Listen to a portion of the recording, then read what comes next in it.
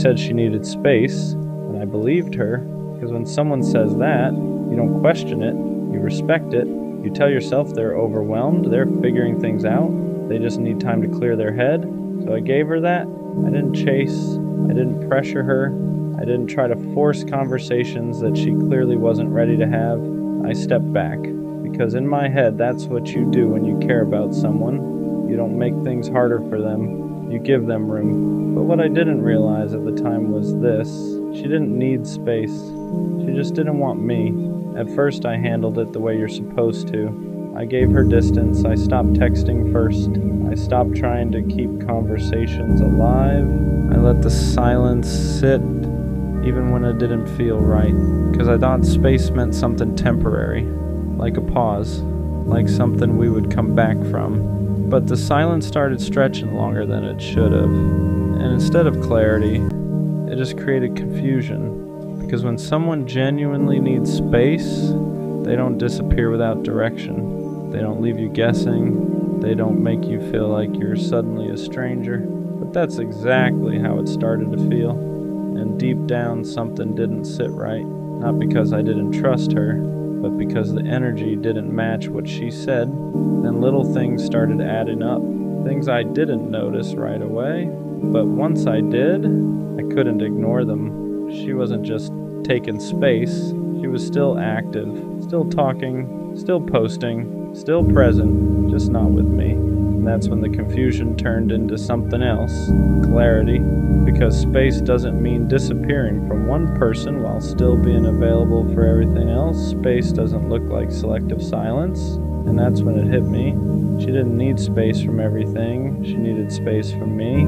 That realization is different, because now it's not about understanding, it's about acceptance. You start replaying everything, trying to figure out when it changed, when her energy shifted, when the connection stopped being something she wanted to maintain. Because if it was really about space, she would have come back, she would have explained, she would have made it clear where things stood, but she didn't. She just faded and let the silence say what she didn't want to say directly. And the truth is, space is one of the easiest ways to leave without saying you're leaving. It sounds soft, it sounds understandable, it doesn't create conflict, but sometimes it's just distance in disguise, a way to slowly step out without having to take responsibility for ending it. And I didn't want to see it like that at first, because believing her felt easier than accepting what was actually happening. Because if I accepted it, then I had to admit something I wasn't ready for, that I wasn't someone she was trying to hold on to. I was someone she was slowly letting go of.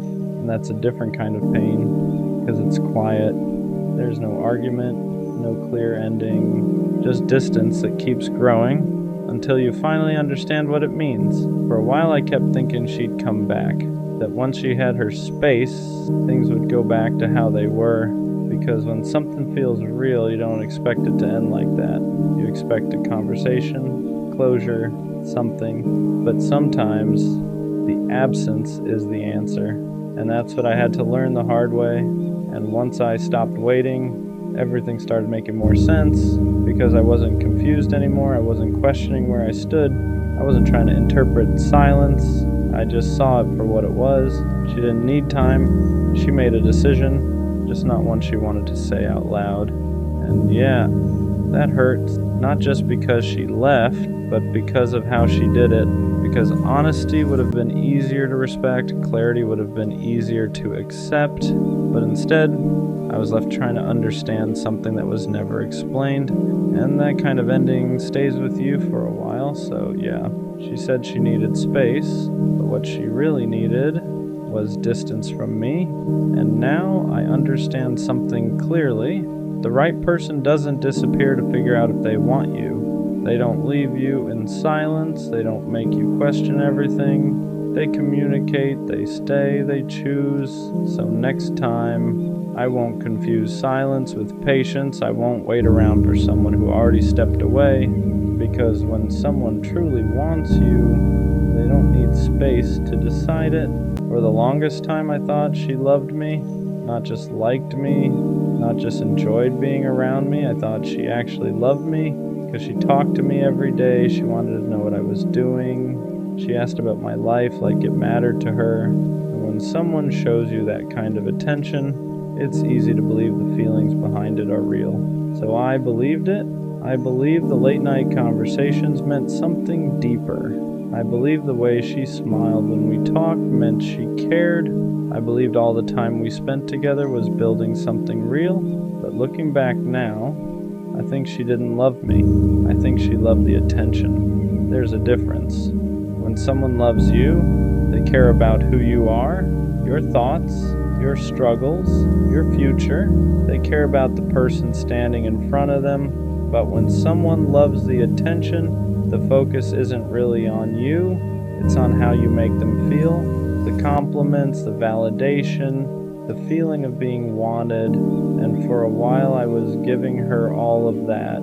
I was the person who always answered, the person who always listened, the person who always showed up when she needed someone to talk to. And I thought that meant I mattered to her, but eventually I started noticing something strange. Whenever I pulled back, she suddenly came closer. Whenever I stopped giving her attention, she started reaching out again. Not because she missed me, but because she missed the way I made her feel.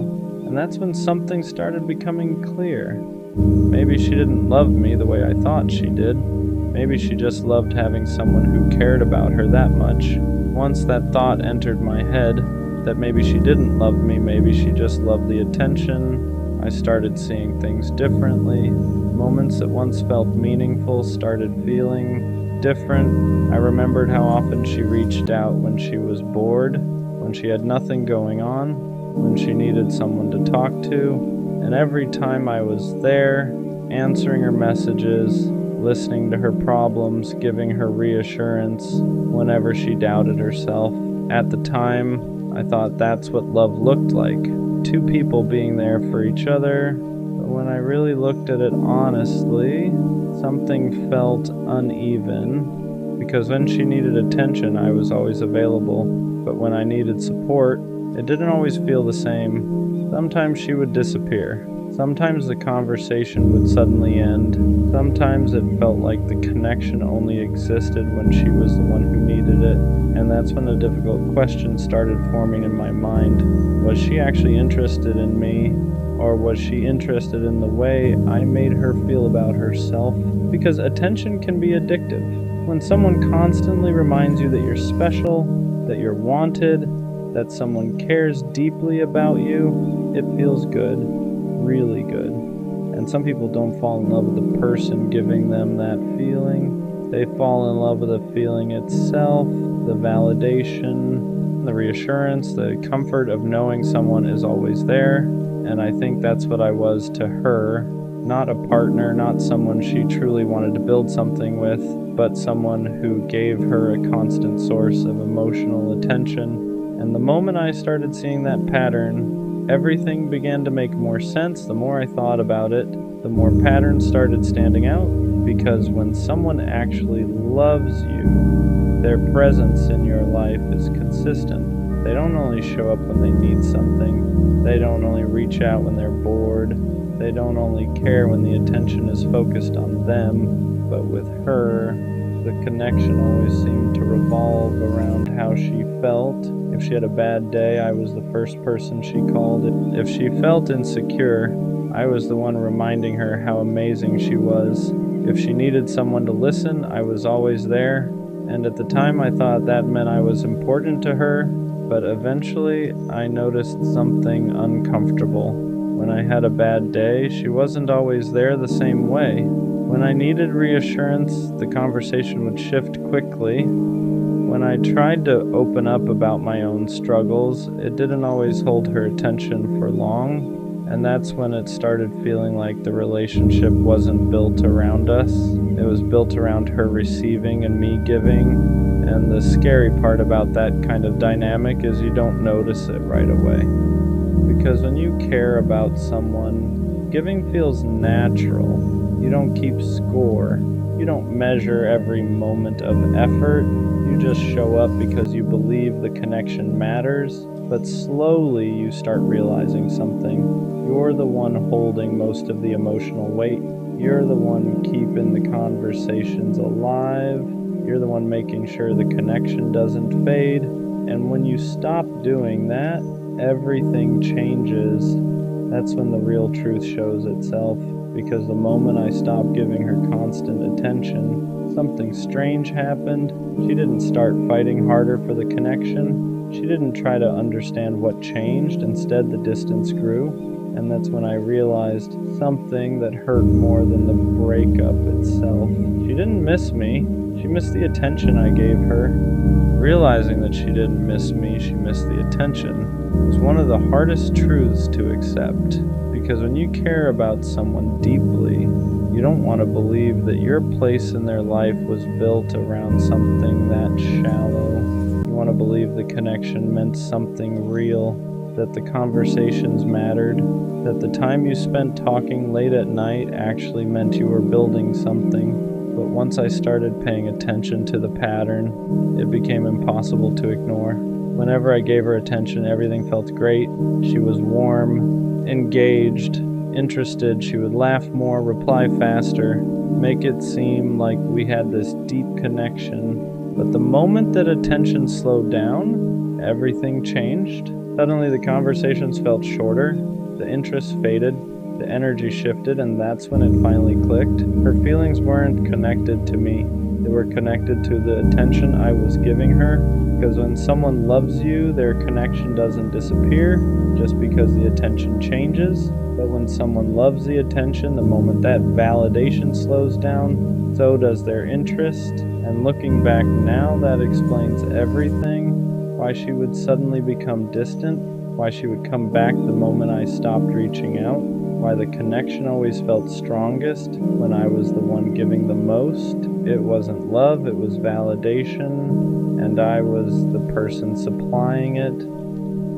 Once I finally understood that she loved the attention more than she loved me, a lot of things started making sense. For the longest time, I kept wondering why the connection always felt unstable, why some days she seemed completely invested, and other days she felt distant, why the energy between us depended so heavily on how much I was giving. At the time, I thought that was normal. I thought relationships just had ups and downs. But there's a difference between normal ups and downs and a connection that only exists when one person is constantly feeding it. And that's what this was. Whenever I was fully present, texting first, asking about her day, complimenting her, showing that I cared, everything felt good between us. But when I pulled back even slightly, the dynamic changed immediately. The warmth disappeared, the conversation slowed down, and the connection that once felt so strong suddenly felt fragile. That's when it became impossible to ignore what was really happening. Because love doesn't disappear just because attention shifts for a moment, but validation does. Validation needs constant reinforcement. It needs someone to keep providing that feeling of being admired and wanted. And once that source slows down, the person who depended on it starts looking for it somewhere else. That's when I realized something that hurt more than I expected. I wasn't the person she loved. I was the person who made her feel important. And once you realize that difference, you start understanding the relationship in a completely different way. Once that realization settled in, that she loved the attention more than she loved me, something inside me started shifting. At first it hurt more, because it meant all the things I thought were meaningful might not have meant the same thing to her. All those long conversations, all the moments where she told me things she said she didn't tell anyone else, all the time she said she appreciated having me in her life. I thought those things meant we were building something real, but now I started seeing them through a different lens. Maybe she didn't say those things because she loved me. Maybe she said them because she loved the feeling of having someone who cared about her that much. And that's a dangerous dynamic, because when someone becomes your main source of validation, it feels powerful. You feel admired, you feel important, you feel like someone is always there to remind you that you matter. But that feeling isn't the same as love. Love cares about the person giving the attention. Validation only cares about the feeling it creates. And the more I thought about it, the more I realized something uncomfortable. Whenever I tried to shift the focus of the relationship, whenever I wanted something deeper, the energy changed. If I asked serious questions about where things were going, if I talked about building something more stable, if I needed emotional support myself, that's when the connection suddenly felt weaker. Almost like the relationship only worked when I was the one giving, not when I needed something back. And that's when the truth became impossible to ignore. The relationship wasn't built on mutual connection, it was built on attention, and I was the one providing it. After I understood that the relationship was built more on attention than love, another uncomfortable truth started showing itself. I wasn't just giving attention, I was maintaining the entire connection. I was the one making sure the conversation didn't die. I was the one checking in first. I was the one asking how she was doing, making sure she felt heard, making sure she felt valued. And at the time, I didn't see that as a problem. When you care about someone, putting in effort feels natural. You don't think about it like a transaction. You think about it like loyalty. But over time, I started noticing something. The relationship only felt alive when I was feeding it. Whenever I stepped back, even a little, everything started fading. The messages slowed down, the energy dropped. The connection that once felt strong suddenly felt fragile, and that's when it hit me. Love doesn't disappear the moment someone stops giving constant attention, but validation does. Validation needs fuel. It needs someone constantly reminding you that you're wanted, that you're interesting, that someone is thinking about you. And the moment that fuel slows down, the person who depended on it starts feeling empty. That's when they either come back asking for more, or they go find someone else who will give it to them. And I think that's what I was to her. Not a partner, not someone she truly wanted to build something with. I was a source of attention, a source of validation, a source of emotional reassurance. And once you realize you were someone's source, not their choice, the whole relationship starts looking different. Once I accepted that I was just a source of attention for her, something else started becoming clear. The connection only existed when it benefited her emotionally. Whenever she needed reassurance, I was important. Whenever she felt lonely, I mattered. Whenever she needed someone to remind her that she was attractive, interesting, or worth talking to, suddenly I was the person she wanted to talk to again. But the moment she felt good again, the moment that emotional gap inside her was filled, something would change. The urgency would disappear. The replies would slow down, the energy would fade, and I would sit there wondering what I did wrong. For a long time, I blamed myself for those shifts. I thought maybe I said something wrong. Maybe I wasn't interesting enough. Maybe I didn't keep the excitement alive. But once you understand the difference between love and attention, everything makes more sense. Love stays even when the excitement fades. Love stays even when you're not constantly entertaining someone. Love stays even when the validation slows down for a moment. But attention doesn't work like that. Attention is temporary. It's something people chase when they need to feel good about themselves. And once they get that feeling again, they don't always need the person who gave it to them anymore.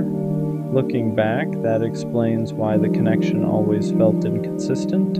It explains why some days she felt deeply invested in us all, and other days it felt like she barely noticed I existed, because I wasn't the person she loved. I was the person she turned to whenever she needed to feel important.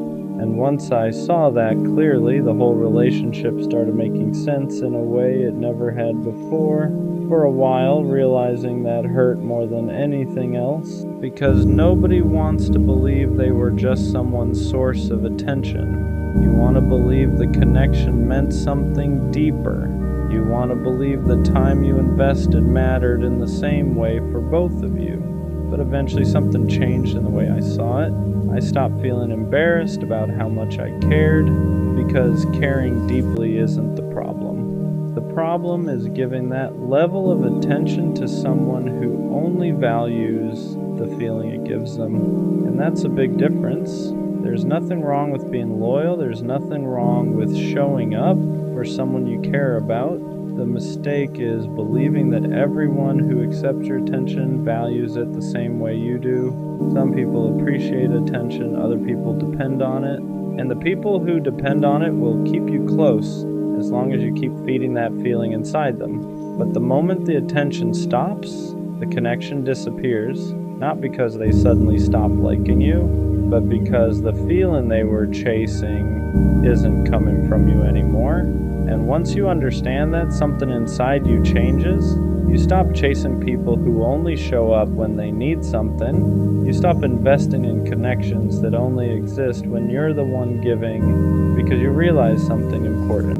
You deserve someone who values you, not just the attention you give them. Looking back now, I don't think she loved me, but I also don't think she was pretending the whole time. I think she genuinely liked how I made her feel. She liked the attention. She liked the reassurance. She liked having someone who consistently reminded her that she mattered. And for a while, that was enough to keep the connection alive.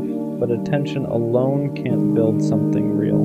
Because the moment that attention stops, there's nothing holding the relationship together. And that's exactly what happened. Once I stopped constantly feeding the connection, it disappeared.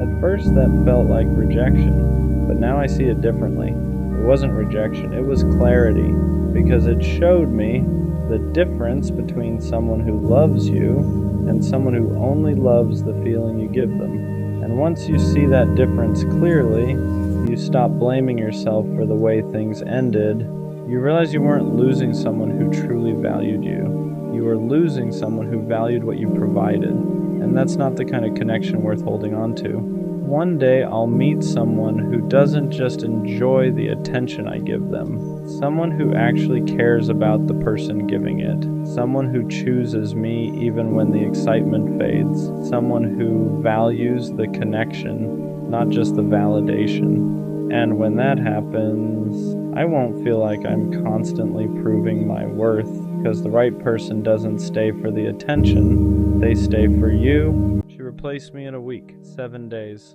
and I've replayed that number in my head more times than I'd like to admit. Because when something you invested months, maybe years, into gets swapped out in 7 days, it doesn't just hurt, it destabilizes you. It makes you question your perception, it makes you question your value, it makes you question whether what you had was ever real in the first place. I keep thinking about how we ended the conversations, the tone, the way she said she needed time, the way she said she had to focus on herself. And then a week later, there's someone else standing where I used to stand. So what was the truth? Was she grieving while I was still loving? Was she detaching while I was trying? Was I the only one still emotionally present toward the end? Because you don't replace someone in a week unless you were already halfway gone. That's the part that keeps echoing in my mind. You don't wake up on Monday heartbroken and by Sunday decide you're ready for someone new. That's not healing, that's transition. And if she transitioned that smoothly, that quickly, then maybe I wasn't as permanent in her world as she was in mine. And that realization stings more than the breakup itself, because breakups hurt. But being replaced fast, that attacks your identity. It makes you feel temporary. It makes you feel interchangeable. It makes you feel like you were just holding a spot until something better came along. And I hate that my mind even goes there. But when someone replaces you in a week, you start asking dangerous questions. Was I not enough? Was I boring? Was I too available? Did she already have him lined up? Was I just comfortable, not essential? And the scary part is, your brain doesn't just ask those questions, it starts believing them. You start comparing yourself to someone you don't even know. You start imagining that he must have something you didn't. More excitement, more dominance, more money, more mystery, more something. And now it feels like you lost a competition you didn't even know you were in. But love was never supposed to be competitive. It was supposed to be intentional, chosen, protected, and if she could swap me out in 7 days, then maybe what we had wasn't as protected as I thought. Maybe I was fighting for something that was already slipping away. Maybe I was loving someone who had already emotionally exited, and that's the part that hurts the most. Not that she found someone new, but that she found someone new that quickly, because that speed tells a story, and I'm still trying to figure out what that story says about me. I think what really messed with me wasn't just that she replaced me, it was how effortless it looked, how natural she made it seem. Like I was just a chapter she flipped past without rereading, because I'm still here sitting with it, still replaying the last conversations in my head, still wondering if I missed signs, still trying to understand where it actually started falling apart, and she's already smiling next to someone new. That kind of speed doesn't just hurt, it humiliates you. It makes you feel like you were the only one emotionally invested at the end. Like while you were trying to fix it, she was already detaching. Like while you were thinking, we just need time, she was thinking, I need someone else. And the scariest part, I don't know which version of reality is true. Was she already talking to him before we ended? Was I slowly being phased out while I was still trying to show up? Or did she just move on that fast because she can't be alone? Every scenario hurts in a different way. If she was already lining him up, then I was loving someone who was preparing my replacement. If she just needed validation that quickly, then I was never the emotional anchor I thought I was. And if she genuinely didn't feel anything after it ended, then maybe I meant less than I believed. That's what a 1-week replacement does to your mind. It makes you question the entire foundation. You start rewriting memories. That time she seemed distant, that time she picked a fight out of nowhere, that time she said she felt confused. Now they don't feel random anymore. Now they feel like early signs of an exit. And the worst part is realizing that you might have been the only one still emotionally inside the relationship toward the end, because you can't replace someone in a week unless you were already halfway gone. And that's the sentence that keeps echoing. Halfway gone. Maybe she left emotionally months ago. Maybe I was loving someone who had already checked out. Maybe the breakup wasn't the beginning of the end. Maybe it was just the announcement, and that realization shifts the pain, because now it's not just heartbreak, it's feeling blindsided, it's feeling like you were operating on outdated information, like you thought you were both building, but she was already packing. And I hate that this makes me question my value, because logically, I know someone moving on fast doesn't define me, but emotionally, it feels like it does. It feels like I was replaceable, interchangeable, temporary, and nobody wants to feel temporary in something they treated as permanent. I keep thinking about how deeply I committed, how I shut down distractions, how I defended her when people doubted us, how I chose her repeatedly. And now it feels like I was the only one guarding something she was willing to trade. That's what makes it feel unfair. Not that she moved on, but that she moved on like it was easy, like I was just space that needed to be filled. And that's the dangerous thought, because I wasn't just space, I was time, I was effort, I was loyalty, I was presence. And if she could replace all of that in 7 days, then either she never fully valued it, or she never fully processed it. And I don't know which one hurts more, because if she didn't value it, then I misjudged everything. And if she didn't process it, then she's just distracting herself. But distraction still feels like replacement when you're the one left behind. And I'm left here trying to rebuild confidence that got shaken by a 7-day timeline, trying to remind myself that speed doesn't equal significance, trying to remember that depth doesn't get erased overnight, because if what we had was real to me, then it was real, even if she replaced it quickly. But still, 7 days. That number doesn't just represent time, it represents how fast someone can move on when you thought you meant more. And I'm still trying to figure out what that says about her and what it doesn't say about me. The part nobody prepares you for is how fast replacement attacks your confidence, not just your feelings, your confidence, because heartbreak hurts your chest, but being replaced quickly hits your ego, and ego isn't pride, ego is identity. It's how you see yourself, and when someone moves on in a week, your brain starts filling in blanks you never wanted to think about. You start comparing yourself to someone you don't even know. What does he have that I don't? Is he more exciting, more unpredictable, more emotionally unavailable, more dominant, more detached? Did she need someone less steady, less serious, less invested? You start dissecting yourself like you were the problem to be solved. And that's dangerous because now it's not just about her moving on, it's about you feeling like you lost to someone else, like this was a competition, like you were weighed against another option and didn't measure up. But here's the part that doesn't get talked about. If someone can replace you in a week, they didn't replace you. They replaced the role, they replaced the attention, they replaced the space, they replaced the feeling of not being alone, but connection, real connection, that doesn't get swapped that quickly. You can substitute company, you can substitute validation, but you can't duplicate depth overnight. And I have to keep reminding myself of that, because when you see them laughing together, posting together, looking comfortable together, your mind doesn't care about logic. It sees images and it translates them into meaning. They're happier. She upgraded. You weren't enough. But images don't show history. They don't show inside jokes. They don't show late night vulnerability.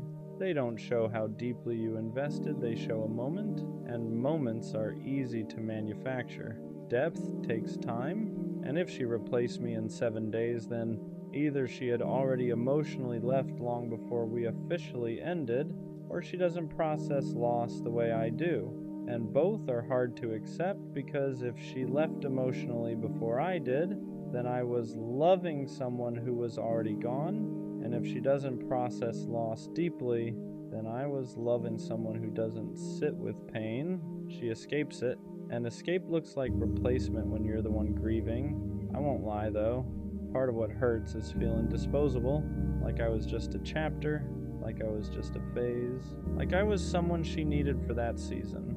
And once it was over, I was easy to move past. But here's what I'm starting to understand. People who move on that quickly aren't necessarily healed. They're avoiding, they're filling silence, they're covering discomfort, because sitting alone after a breakup is uncomfortable. It forces reflection, it forces accountability, it forces grief, and not everyone has the emotional discipline to sit with that. Some people run straight into the next distraction, not because the previous person meant nothing, but because feeling nothing feels easier than feeling everything. And I need to remember that her timeline isn't a measurement of my worth. It's a reflection of her coping style. Still, that doesn't erase the sting, because I'm still here thinking about what we had. Still processing, still grieving, still reconstructing my confidence, and she's already building something new.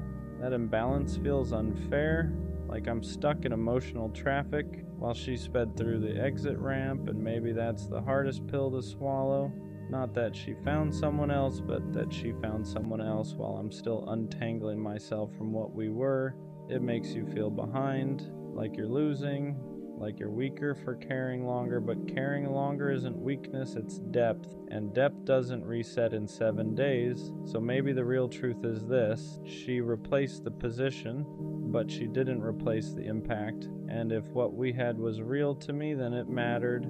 Even if she chose not to sit in it, even if she chose speed over reflection. Because I would rather be the one who feels deeply than the one who forgets quickly. 7 days might look like replacement, but sometimes it's just avoidance in disguise. And one day, when the distraction fades, she might finally sit with what I've been sitting with this whole time. And by then, I'll be further ahead emotionally than she ever was. Not because I moved on faster, but because I actually processed it. And that's something nobody can replace in a week. The worst part about her replacing me in a week isn't even the new guy. It's the silence that came with it. Because when someone moves on that fast, they don't just leave you, they erase you. The calls stop. The inside jokes disappear. The routine you built together vanishes, and suddenly the person who used to know your schedule, your moods, your patterns is giving that attention to someone else. That's what makes it feel unreal, because it's not just that she found someone new, it's that she redirected everything so easily.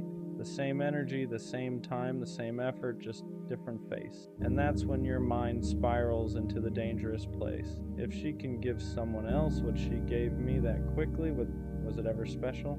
That question hits hard, because we don't just want to be loved, we want to feel irreplaceable.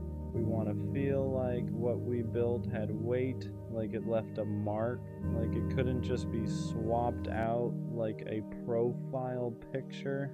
And when she replaced me in 7 days, it felt like I was lightweight, like I was something she could carry easily and set down just as easily. But here's the thing I keep wrestling with. Maybe it wasn't easy. Maybe it just looks easy. Social media never shows grief.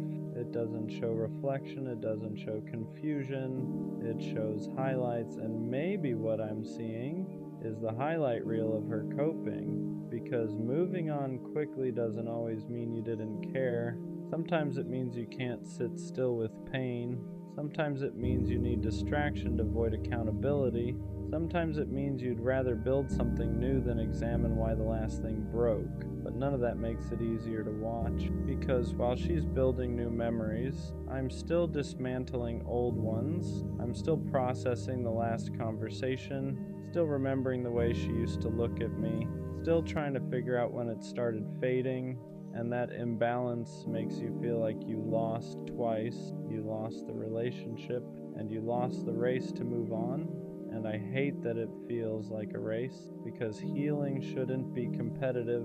But when someone replaces you in a week, it feels like you're the only one still standing in the wreckage. Like she walked away from the crash without even looking back, and you're still checking for broken pieces. What hurts even more is knowing I didn't have a backup. I didn't have someone lined up.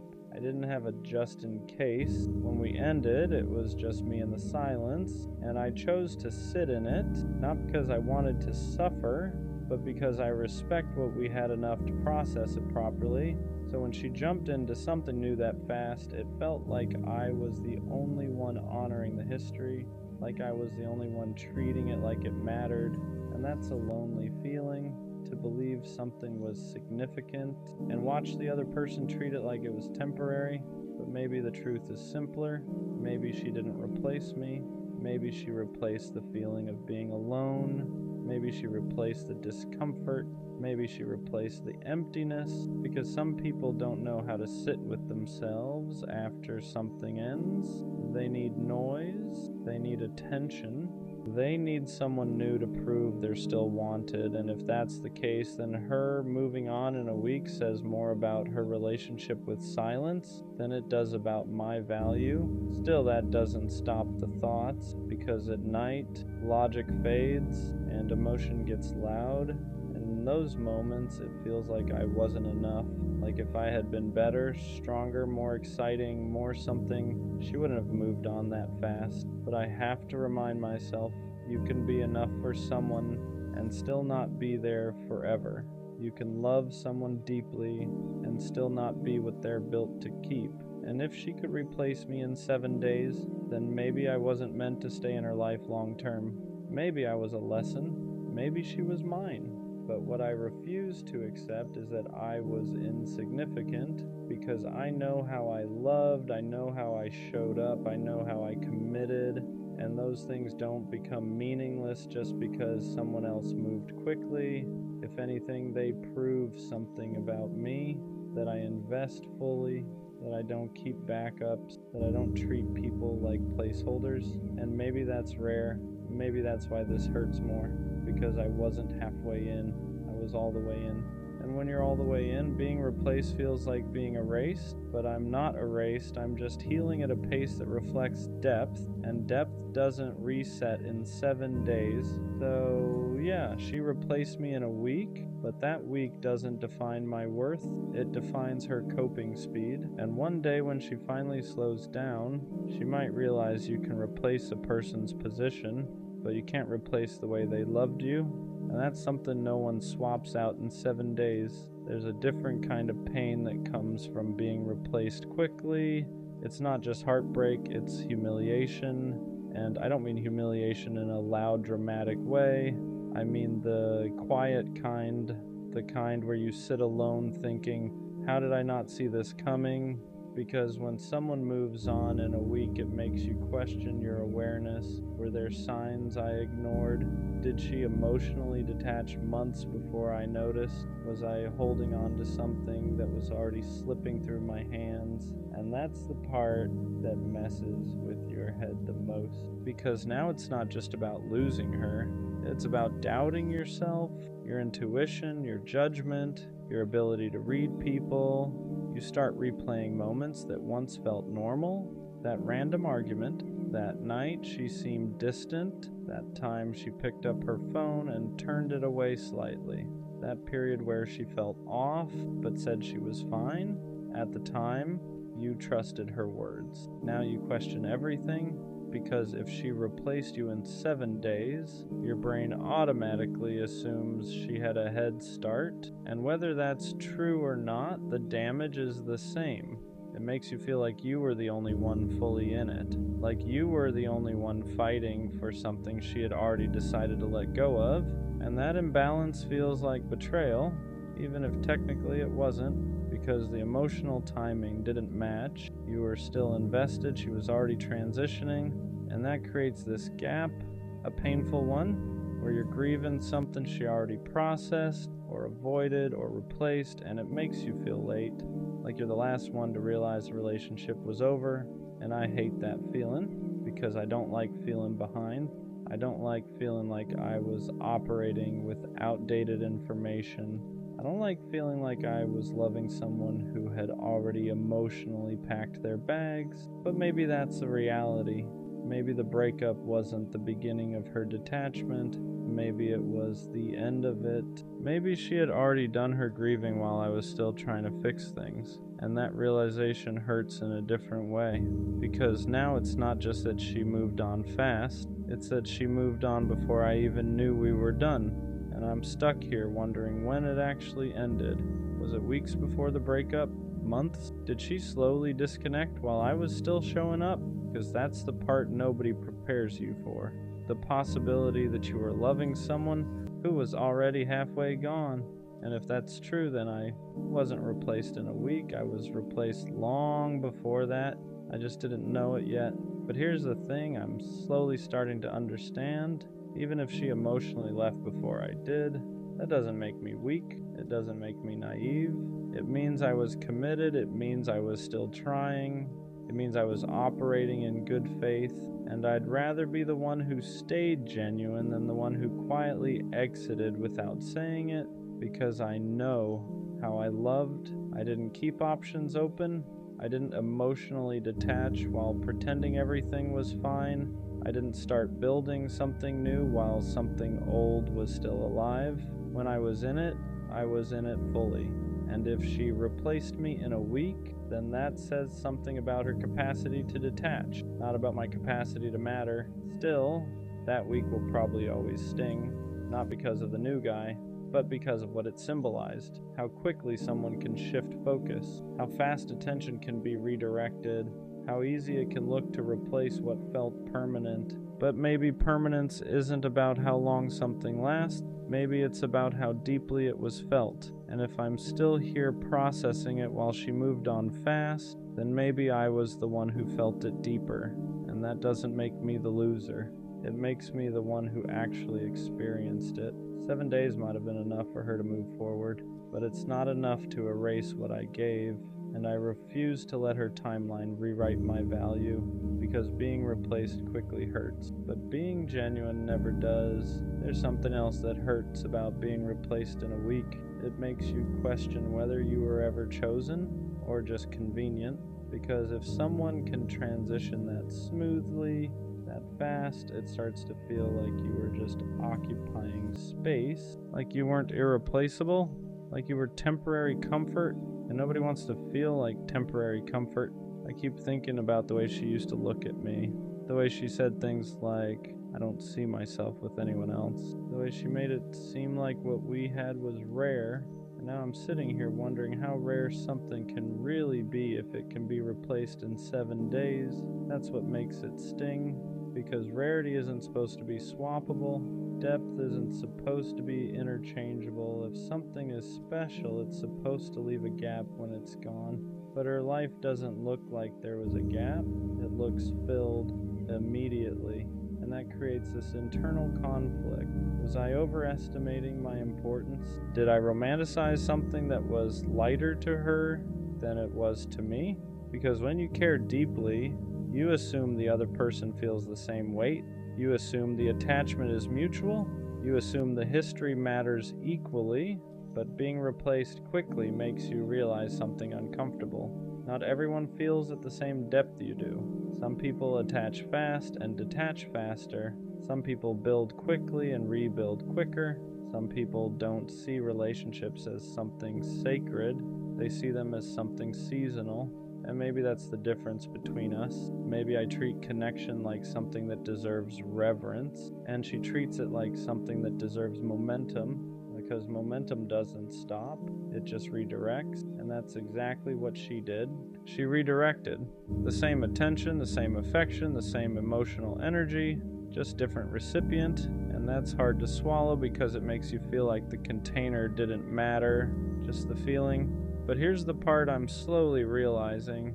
If someone can redirect their attachment that fast, then maybe what they were attached to wasn't you. It was the feeling of being with someone. And that's not the same thing. There's a difference between loving a person and loving the experience of not being alone. And if she loved the experience more than she loved me, then of course she could replace me quickly, because she wasn't replacing a soul connection, she was replacing the role. And that hurts, but it also clarifies, because I don't want to be someone's role. I don't want to be someone's emotional placeholder. I don't want to be someone's for now. I want to be chosen with intention, held with depth, missed when I'm gone. And if she could swap me out in a week, then maybe I wasn't held the way I thought I was. But that doesn't mean I wasn't valuable. It just means she didn't hold me deeply. And those are two different things. Still, there's something about the speed that keeps echoing. 7 days. It makes it feel like I didn't leave a mark, like I didn't leave impact, like I didn't leave space. But I know that's not true, because impact isn't measured by how long someone stays single. It's measured by what they learned, what they felt, what they carry forward. And even if she doesn't feel it now, one day when the distraction fades, when the excitement settles, when she's sitting in quiet, you might finally process what she skipped, and by then I won't be waiting. Because here's what I'm starting to understand. Being replaced quickly doesn't mean you were insignificant. It means the other person couldn't sit with loss, and loss reveals maturity. If I'm still here processing, still reflecting, still rebuilding, then I'm not behind, I'm just doing it properly. 7 days might have been enough for her to move forward, but it's not enough to erase who I was, and I refuse to let her timeline determine my value, because I wasn't just someone she dated, I was someone who showed up fully, and that doesn't become meaningless just because someone else showed up faster. She replaced me in a week, but that week says more about her relationship with discomfort than it does about my worth. There's another layer to this that I don't talk about out loud. Anger, not loud anger, not screaming or crashing out, the quiet kind. the kind that sits in your chest when you realize how easily someone redirected what you treated like sacred. Because I stayed loyal, I stayed committed, I stayed focused, and she moved on in 7 days. That makes you question fairness. It makes you feel like you played the game honestly while someone else was already preparing their next move. And I hate that it feels like a game because I never approached it like one. When I was with her, I wasn't scanning the room for upgrades, I wasn't entertaining backups, I wasn't lining up options just in case. I was in it, fully, and now I'm sitting here realizing she either wasn't or she detached long before I knew. And that's what builds resentment. The idea that I was emotionally present while she was emotionally preparing. Because now it feels like I was loyal to a version of her that didn't exist anymore, like I was committed to something she had already mentally ended, and that realization stings. But here's where it shifts, because the anger starts turning into clarity. If she could replace me that quickly, then she was already disconnecting. And if she was already disconnecting, then the relationship wasn't as mutual as I believed. And if it wasn't mutual, then I wasn't losing someone who was fully invested. I was losing someone who was already halfway out. That doesn't make it hurt less, but it reframes it, because now it's not about me being not enough. It's about her not being anchored. Anchored people don't drift that fast. Anchored people don't swap attachments like playlists. Anchored people sit with loss, and if she didn't sit with it, then maybe she never held it deeply, and that realization hurts, but it also frees me, because I don't want someone who can replace depth with distraction. I don't want someone who needs constant attention to feel stable. I want someone who values history, who respects connection, who understands that what you build with someone isn't disposable. And if she replaced me in a week, then maybe I was disposable to her.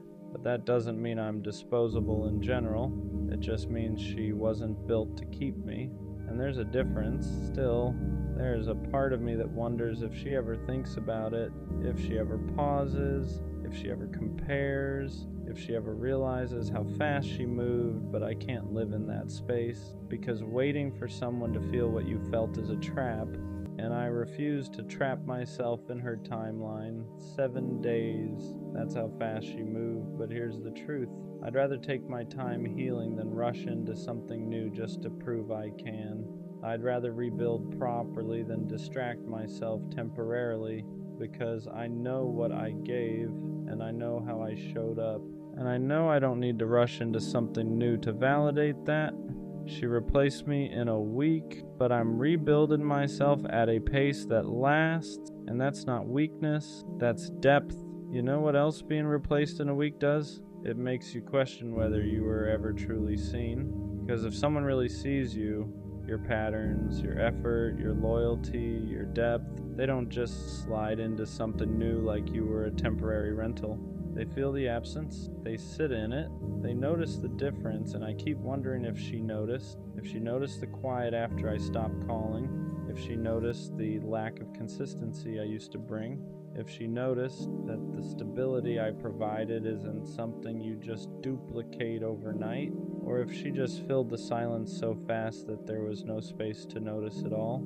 That's what hurt. The possibility that I wasn't deeply registered, that I was experienced but not understood, because there's a difference between being with someone and truly knowing them.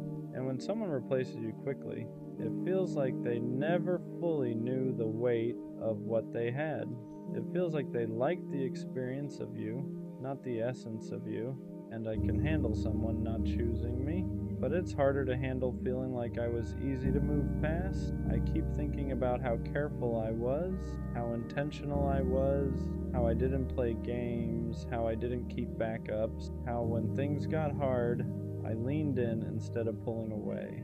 And in the end, it feels like none of that slowed her down. 7 days. That number keeps echoing like a clock ticking in reverse, because for me, 7 days after a breakup feels raw, it feels heavy, It feels like I'm still adjusting to the silence, but for her, 7 days was enough to build something new. And that contrast makes you feel like you loved harder than you were loved. And that's a lonely realization, because loving harder isn't something you brag about.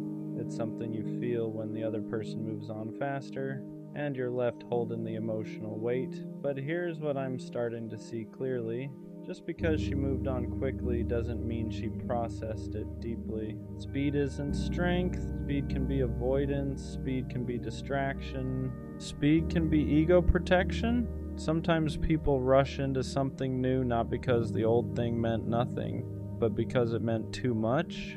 Because sitting alone would force them to face what they lost, and not everyone is strong enough to sit in that kind of silence, and maybe I am. Maybe the reason I'm still here thinking, reflecting, feeling is because I actually let it hit me.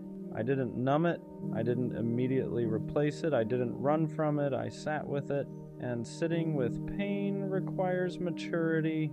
It requires discipline, it requires emotional depth. So maybe this isn't about me being less valuable, maybe it's about me being more capable of processing, and that's not weakness, that's growth. Still, there's something about knowing she's creating new memories that stings, because those were supposed to be ours. The random laughs, the new places, the inside jokes. Now someone else gets that version of her, and I have to let go of the idea that it was only meant for me. And that's hard, but here's the truth I can't ignore anymore. If she could replace me in a week, then I was loving someone who wasn't built to stay long term. Because people who are built to stay don't detach that fast. They don't redirect that easily. They don't swap depth for novelty overnight. And I don't want someone who can treat connection like it's interchangeable. I want someone who understands the weight of history. Who understands that what you build with someone isn't disposable? Who understands that real attachment doesn't reset in 7 days? So yeah, she replaced me in a week, but I'm rebuilding myself in a way that lasts longer than a rebound ever will. And when I look back at this one day, I won't just remember the hurt, I'll remember the clarity, because being replaced quickly doesn't mean you were insignificant. It means the other person wasn't anchored, and I refuse to confuse someone else's instability with my lack of worth. 7 days might have been enough for her to move forward, but it's not enough to erase what I was. And one day, when I'm with someone who values depth the way I do, this week won't define me.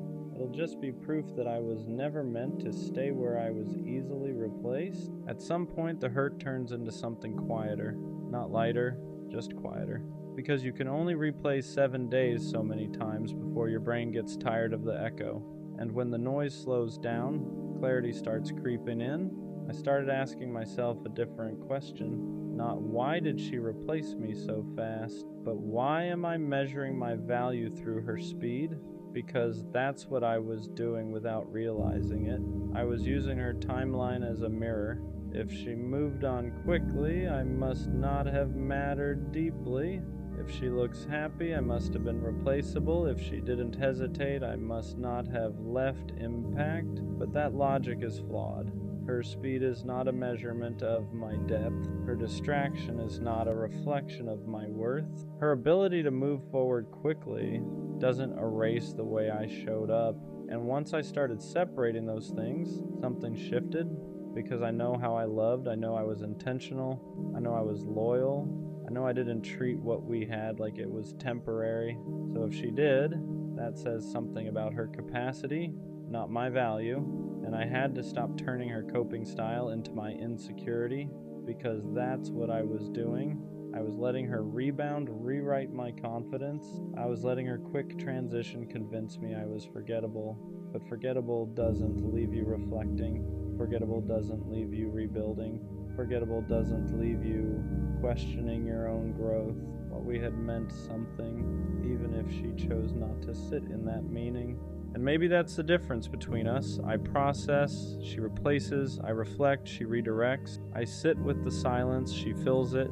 And neither is necessarily wrong, but one builds depth, the other builds distraction, and depth always wins in the long run, because distraction fades, novelty fades, rebounds lose their adrenaline, and when that happens, whatever was avoided eventually resurfaces, and by then I won't be stuck in the same place, because while she rushed forward, I rebuilt properly, and rebuilding properly takes longer, but it lasts longer too. 7 days might have been enough for her to feel okay, but it wasn't enough for me to lose myself, and that's what matters. So yeah, she replaced me in a week, and for a while that felt like proof that I wasn't enough, proof that I was temporary, proof that I was easy to move past. But now it feels like proof of something else, proof that I love deeply, proof that I don't detach easily, proof that I don't treat connection like it's disposable. Because if I could have replaced her that fast and didn't,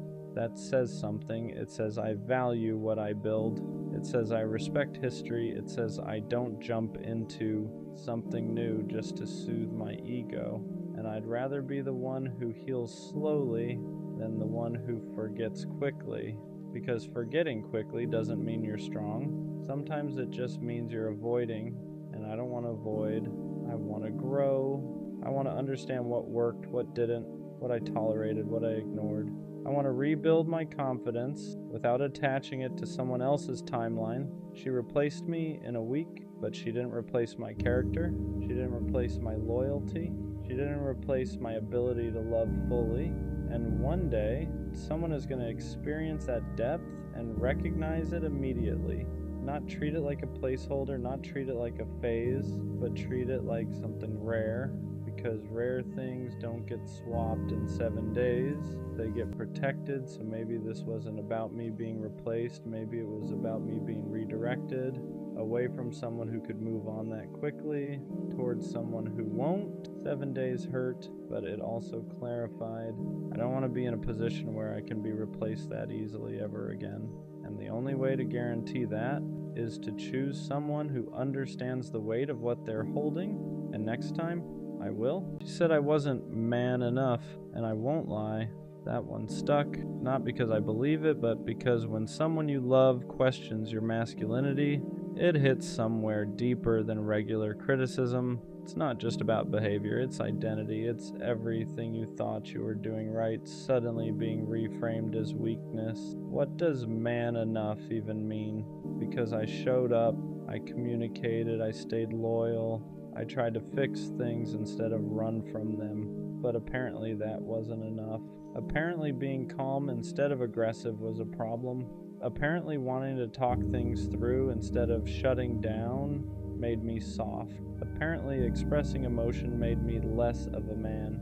And that's when I realized something dangerous. Some people confuse masculinity with dominance. They confuse emotional control with emotional absence. They confuse stability with weakness. And if that's the definition she was using, then maybe I was never supposed to fit it. But still, when she said it, it made me question myself. Because no matter how confident you are, words like that linger. They make you replay moments. They make you wonder if you should have been tougher, colder, less available, less understanding. And that's how toxic standards start reshaping you quietly.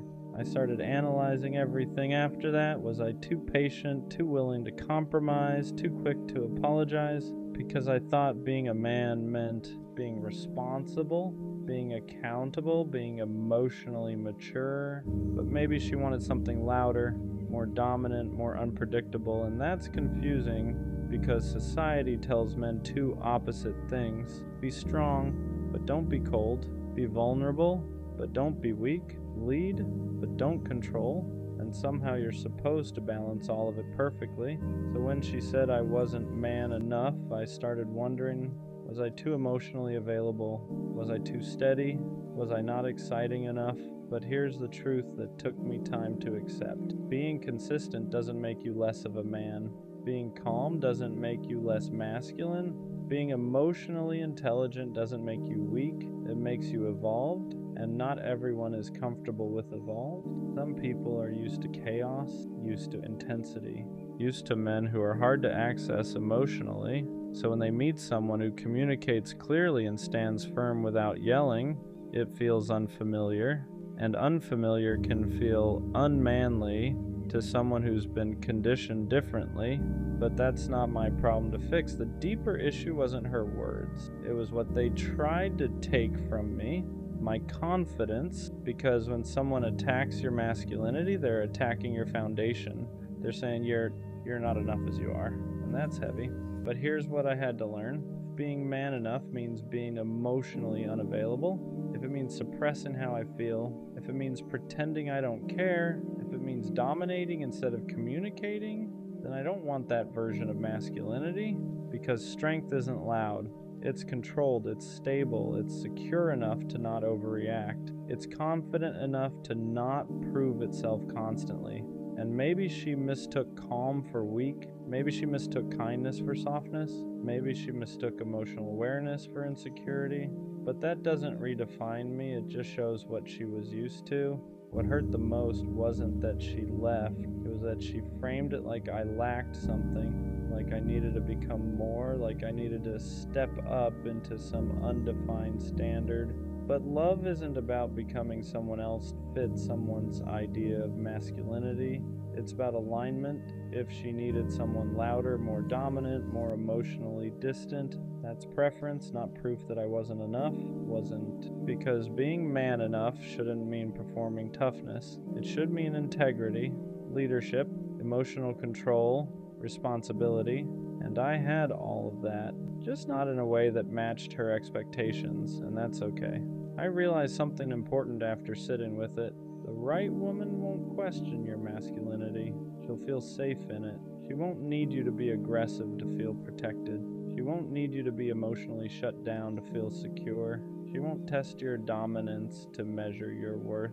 She'll recognize strength and stability. She'll see leadership and accountability. She'll see masculinity in consistency, because real masculinity isn't about intimidation. It's about presence. It's about knowing who you are without needing to prove it constantly. And here's the part nobody talks about. Sometimes when someone says you're not man enough, what they really mean is you're not toxic enough for what I'm used to. Because chaos feels passionate to some people, silence feels strong to some people, emotional distance feels masculine to some people. But healthy masculinity feels boring if you're addicted to instability, and that's not an insult, it's reality. Some people equate unpredictability with strength, and when they meet steadiness, they don't know what to do with it. I had to ask myself something hard. Was I actually lacking, or was I just not performing? Because there's a difference. Lacking means I don't possess something. Performing means I'm pretending to, and I refuse to perform masculinity for approval. I refuse to become colder just to seem stronger. I refuse to suppress my emotional intelligence just to look dominant, because the right person won't require that. They'll appreciate it. If anything, being called not man enough forced me to define what that means for myself. To me, being a man means standing on your word, protecting without controlling, communicating without yelling, being emotionally disciplined, owning your mistakes, leading with stability, and I did all of that. So if that wasn't enough for her, it doesn't mean I failed. It means we defined strength differently. I won't let one person's perception reshape my identity, because masculinity isn't loud. It isn't about dominance. It isn't about intimidation. It's about internal control. It's about consistency. It's about knowing who you are when no one is watching. And if someone mistakes calm strength for weakness, that says more about what they're used to than what I am. She said I wasn't man enough, but I am man enough to walk away instead of yelling, stay calm instead of escalating, express how I feel instead of suppressing it, choose growth instead of ego. And that's the kind of man I'll stay, because the right woman won't need me to prove my masculinity. She'll feel secure in it, and I'd rather be steady and misunderstood than loud and respected for something I'm not. If being man enough means losing emotional depth, then I'll pass. Because real strength doesn't shout, it stands. We all know that one friend who's genuinely a good guy, not the fake nice kind, not the kind that's only good when it benefits him. I mean the real kind, the one who listens more than he talks, the one who checks in just because, the one who walks her home, texts, "Let me know when you get there," and actually waits for the reply, not for points, not for validation, just because that's who he is. He shows up when people call. He remembers small details. He gives effort without keeping score. And somehow, he's always the one that gets hurt. Girls say they want a good guy. They say they're tired of games, tired of being treated wrong. But when a good guy actually shows up, he gets pushed to the side, kept around just in case, treated like an option instead of a choice. He gets left on red, gets mixed signals, gets told, "You're amazing, just not right now." And then one day, he watches her choose someone who won't even do half of what he did. And the worst part? He doesn't complain about it, he jokes it off, acts like it doesn't bother him, plays it cool. But if you're paying attention, you see the change. He laughs less, questions himself more, starts wondering if being genuine is the problem. If caring too much makes him weak, if being a good guy even matters anymore, so he hardens a little, pulls back, stops giving as freely, not because he wants to be cold, but because the world keeps teaching him that softness gets punished. It reminds me of Tanjiro from Demon Slayer. Gentle, compassionate, kind even to people who don't deserve it. People mistake that kindness for weakness until they realize how much strength it actually takes to stay good in a cruel world. That's the truth people forget. Real strength isn't loud.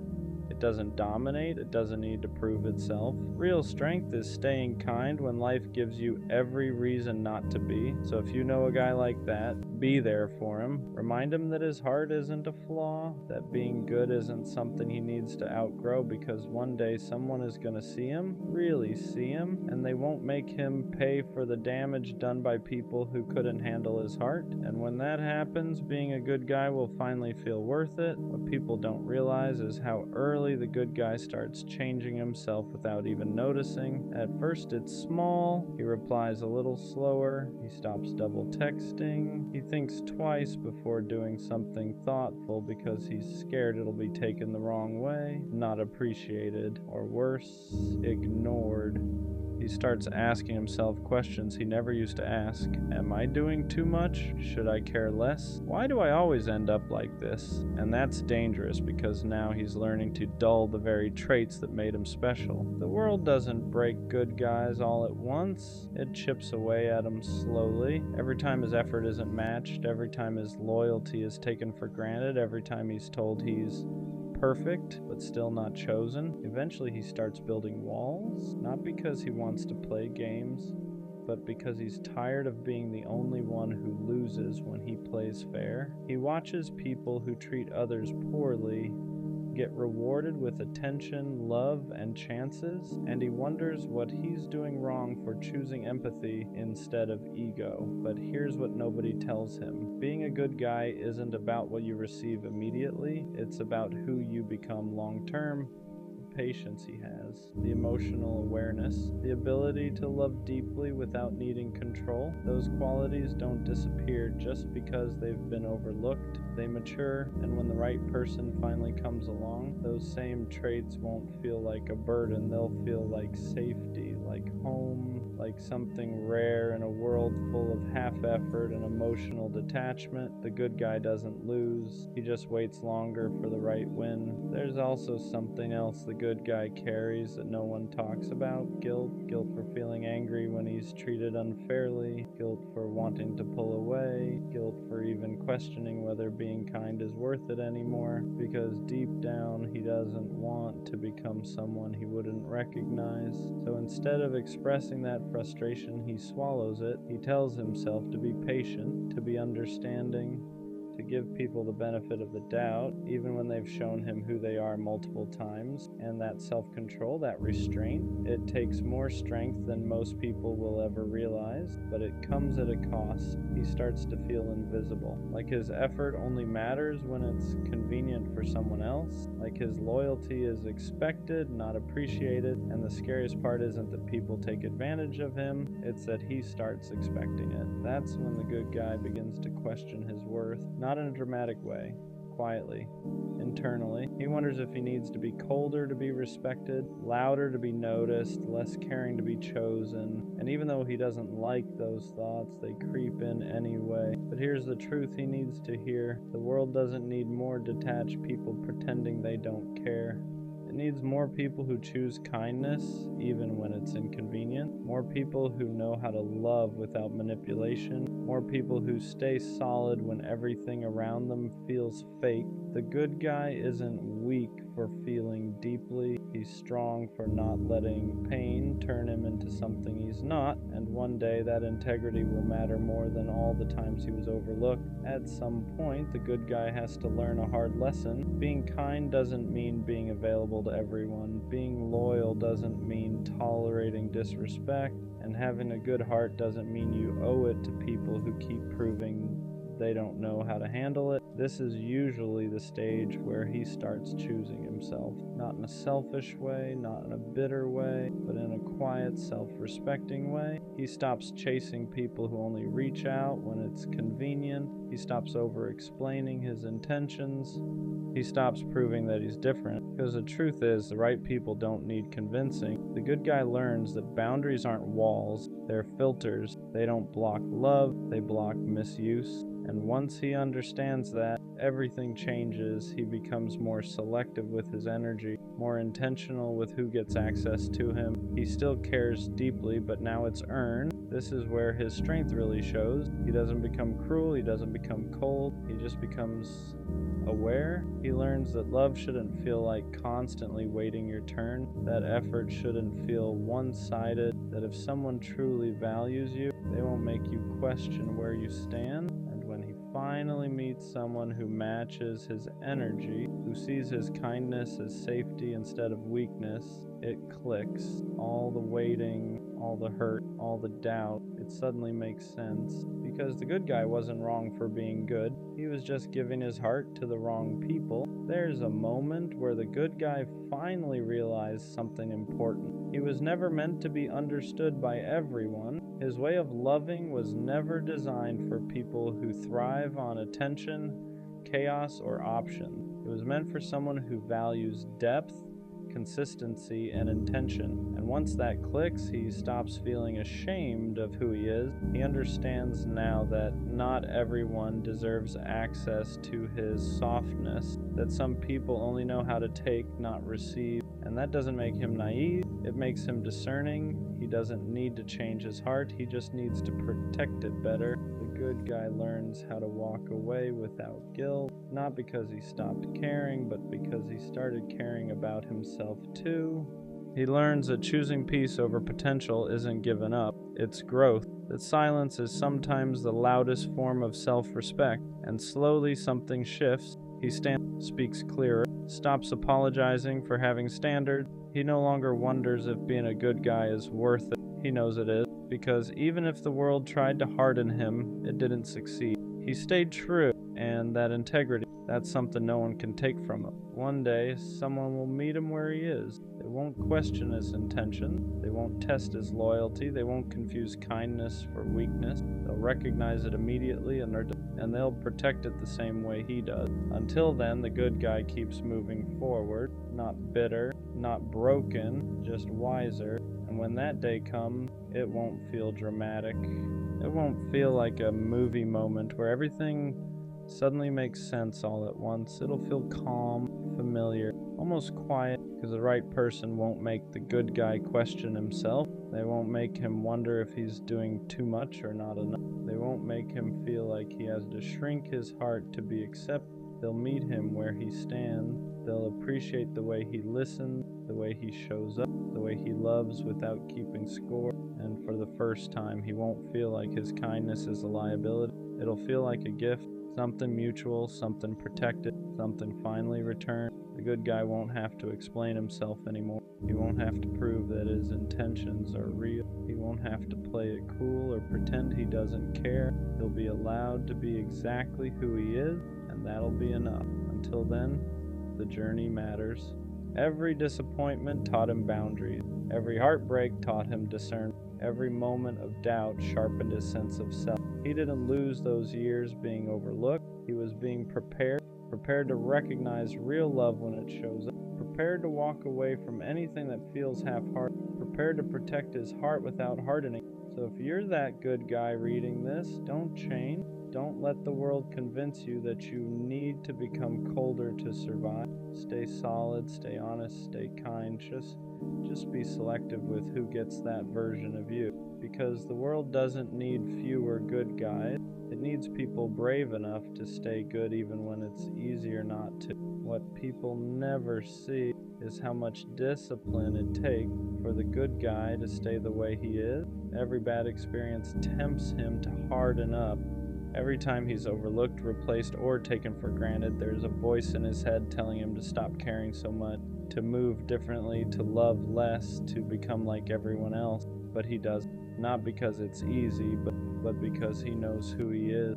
He understands now that changing his character to fit a broken system would only cost him himself, and losing yourself just to be chosen by the wrong people is a price that's too high.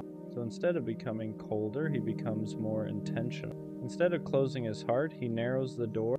He learns that being good doesn't mean being accessible to everyone.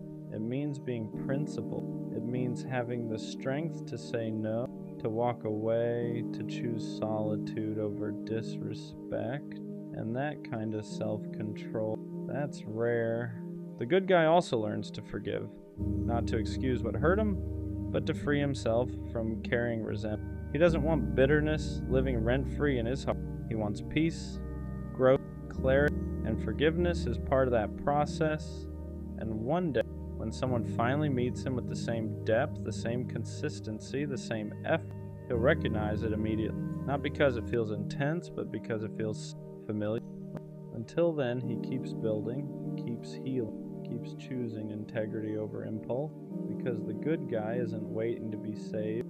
He's becoming someone worth meeting. In the end, the good guy doesn't get a dramatic apology from everyone who hurt him. He doesn't get closure from every situation that left scars.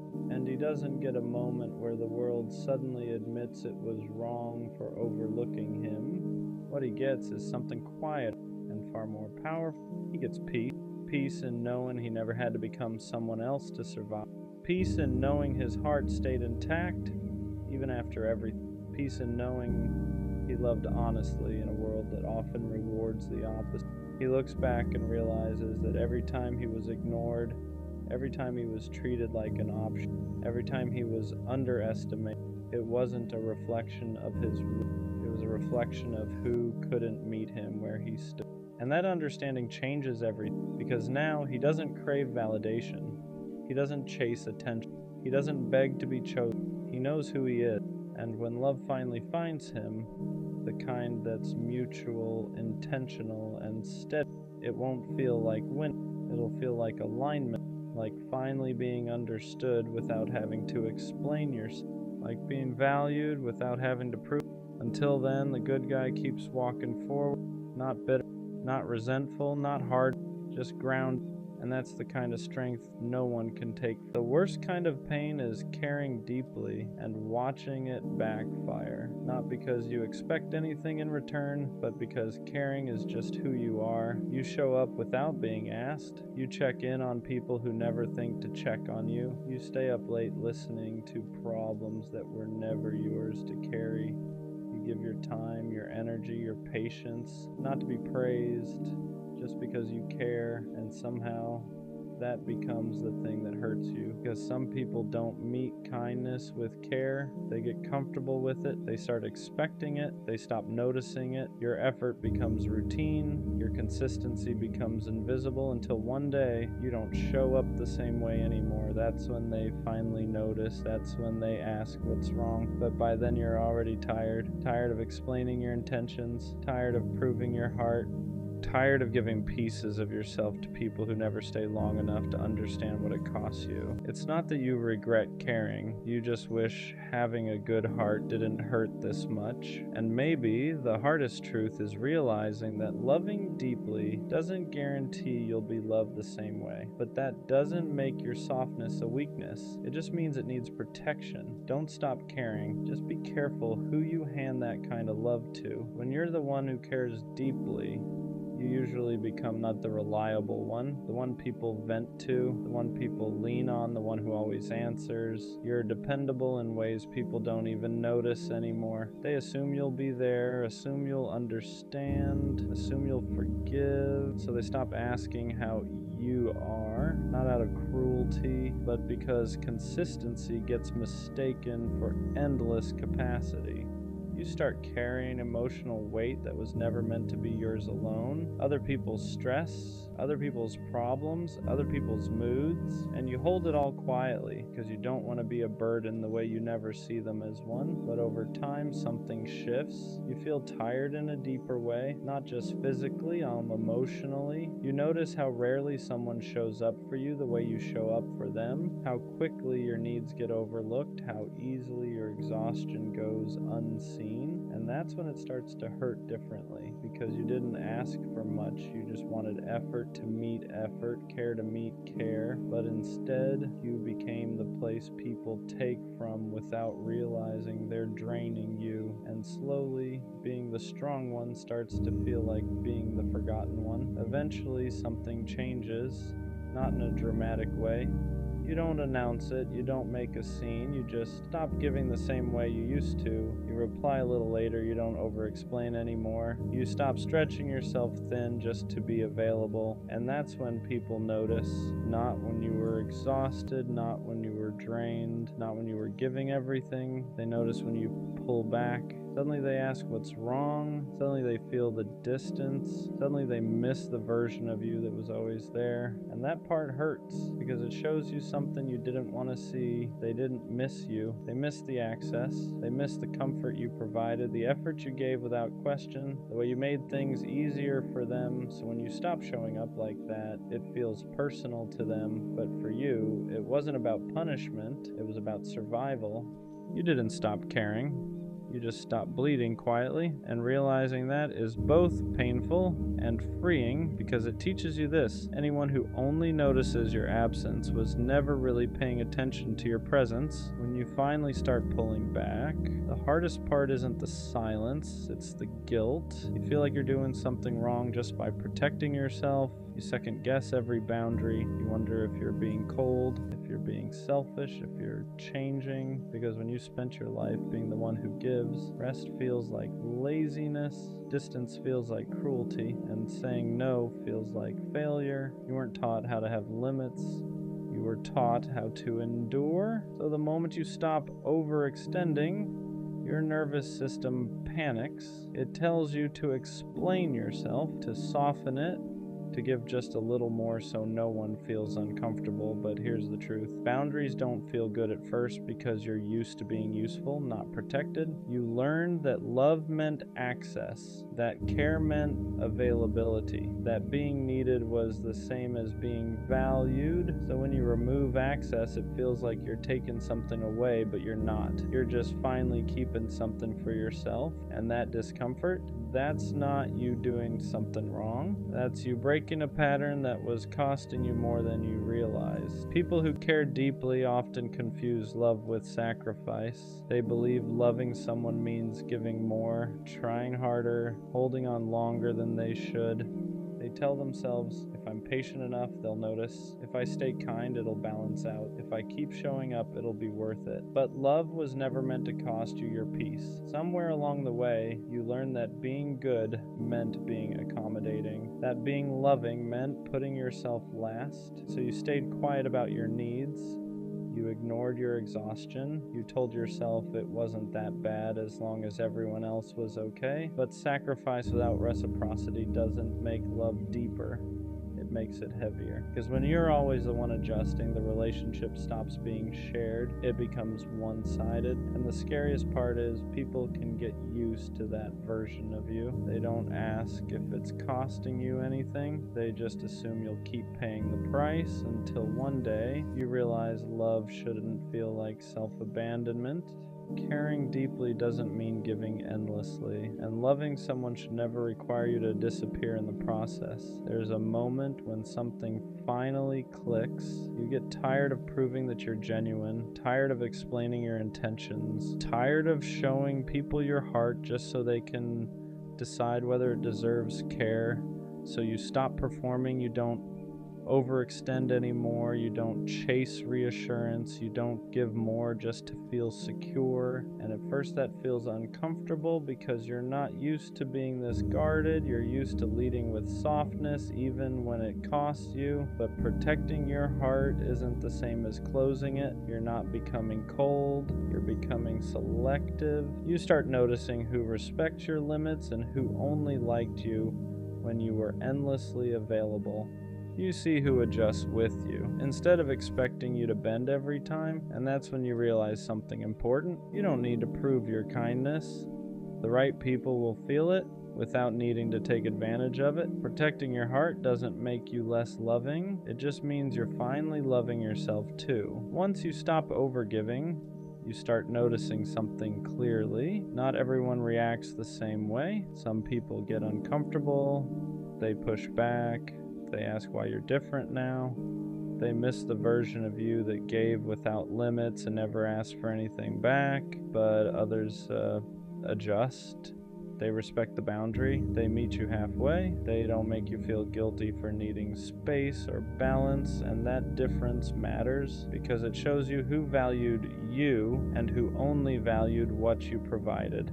The right people don't punish you for protecting your heart. They don't withdraw when you stop overextending. They lean in. They check on you. They notice your effort because it's no longer automatic. They give without keeping score. And for the first time, caring doesn't feel draining. It feels mutual. You realize you don't have to shrink your heart to keep people around. You don't have to exhaust yourself to be worthy of love. The people meant for you won't disappear when you stop bleeding quietly. They'll stay because they never needed you to hurt in order to feel close. At the end of all this, you realize something important. Your softness was never the problem. Caring deeply wasn't a mistake. Being attentive wasn't wrong. Showing up wasn't foolish. The pain came from giving that level of care to people who didn't know how to hold it. Because the right people don't drain you. They don't get comfortable taking. They don't wait until you pull back to finally notice your value. They see it while you're still giving, and they give back. With the right people, your kindness doesn't become invisible. Your effort doesn't become expected. Your heart doesn't become something to manage. It becomes appreciated. You don't have to prove yourself. You don't have to overextend. You don't have to lose pieces of yourself just to stay connected. Your softness becomes strength because it's met with care, not entitlement. And that's when you understand the goal was never to stop caring. It was to stop pouring your heart into places that couldn't return it. So keep your softness, just place it wisely, because in the right hands, your heart won't hurt this much. It'll finally feel safe. You don't chase love because you're romantic. You chase love because you don't know how to sit with yourself yet. Because silence makes your thoughts loud. Because being alone feels like proof that something about you isn't enough. So you look for love to fill the space. You attach quickly. You overextend. You give more than you should, sooner than you should. Not because you're stupid, but because being chosen feels like relief. Like if someone wants you, then maybe you can stop questioning yourself for a while. You don't just want connection. You want validation. You want someone to prove that you're worth staying for, worth prioritizing, worth choosing. So when someone shows interest, you lean in hard, you ignore red flags, you excuse inconsistency. You tell yourself, if I love them better, they'll love me back. And when they pull away, it doesn't just hurt, it confirms your worst fear, that you weren't enough. So you try harder, you become more available, more understanding, more forgiving than you should be. You abandon parts of yourself just to keep someone close, and you call it love, but deep down you know the truth. You're not chasing them. You're chasing the feeling of being wanted, because when someone loves you, even temporarily, it quiets the voice in your head that says you're unlovable on your own. That's why breakups destroy you. You don't just lose the person, you lose the version of yourself that felt okay for a moment. You lose the distraction. You lose the proof. You lose the illusion that someone else could fix what you haven't faced yet. And that's the part no one wants to admit. Chasing love like this isn't romance. It's avoidance. It's using someone else's attention to avoid learning how to give it to yourself. Because loving yourself is harder than loving someone else. It means sitting with your flaws without asking someone to overlook them. It means choosing yourself without needing applause. It means learning how to feel whole without being held together by another person. And that terrifies you, so you chase love instead. But here's the shift, the part that hurts before it heals. The moment you stop chasing love to fill the emptiness, you start attracting it from a different place. Not desperation, not fear, not self-doubt, but choice. Because real love doesn't arrive to save you. It arrives when you're no longer asking someone else to convince you that you matter. And until you learn to sit with yourself, without distraction, without validation, without escape, every love you chase will feel heavier than it should. You don't need someone to love you harder. You need to stop outsourcing your worth. And when you finally do, love stops feeling like survival and starts feeling like connection. You don't chase love because you're passionate. You chase it because being alone feels unbearable. Because when things get quiet, your thoughts get loud, and they don't tell you kind things. So you look for someone else to sit in that space with you, to distract you, to validate you, to make you feel wanted enough to forget how little you feel about yourself. You don't just want connection, you want relief. Relief from the constant feeling that something about you is missing, that you're behind, that if you were enough, someone would have stayed by now. So when someone shows interest, you grab onto it, you attach fast, you give more than you should, you bend your boundaries before they even ask, not because you're weak, but because being chosen feels like proof. Like if someone wants you, then maybe the voice in your head can finally shut up for a while. You start confusing attention with love, consistency with commitment, chemistry with safety, and when they pull away, it doesn't just hurt, it confirms everything you were afraid of. So you chase harder, you explain more, you forgive more, you accept less. You tell yourself that if you just love them better, they'll love you back the way you need. But what you're really doing is asking someone else to give you a sense of worth you don't know how to give yourself yet. And that's why it feels so desperate, because it's not about them. It's about the fear that without love, you have nothing to stand on. This isn't romance, it's survival. And until you learn how to sit with yourself without needing someone else to make you feel okay, every love you chase will feel heavier than it should. At some point, chasing love turns into abandoning yourself. You stop asking what you need and start asking what they want, how much space to give, how much to hold back, how to be easier to stay with. You shrink in small ways at first. You don't bring things up because you don't want to seem difficult. You accept less effort because at least they're still here. You tell yourself you're being understanding when really you're being afraid that if you ask for more, they'll leave. So you adapt. You become more available than you should, more forgiving than is healthy. You explain away behavior that already made you feel small. And every time you do, you move a little further away from yourself, but you call it love. You tell yourself this is what it means to fight for someone, to be patient, to be loyal. What you don't realize yet is that real love doesn't require you to disappear quietly. The reason chasing feels exhausting is because you're running from your own emptiness. You're hoping someone else will choose you loudly enough to silence the doubt inside you. So when they pull back, your anxiety spikes, you replay conversations, you blame yourself, you look for ways to fix it, not because you were wrong, but because you're terrified of being left alone with yourself again. And that's the cycle. The more you chase, the more you lose your footing. The more you lose yourself, the more you need them to feel okay. That's why it hurts so much, not because they were everything, but because you made them responsible for holding you together. And no one can carry that forever. This is the part people avoid talking about. Chasing love like this doesn't mean you care deeply. It means you don't feel grounded without external validation. And until you learn how to stand on your own, how to sit with yourself without needing to be chosen, love will keep feeling like something you have to earn instead of something you share. When you chase love from a place of emptiness, you don't attract people who pour into you. You attract people who take, not always intentionally, not always maliciously, but people who sense, even subconsciously, that you're willing to overgive just to stay connected. They feel how flexible you are, how much you're willing to adjust, how far you'll bend before you break. So they let you. They accept your effort without matching it. They enjoy your presence without committing to it. They keep you close enough to benefit from your care, but far enough to avoid responsibility. And because you're chasing, you don't question it at first. You tell yourself this is just how relationships work, that love takes patience, that maybe they just need time. But deep down, something feels off.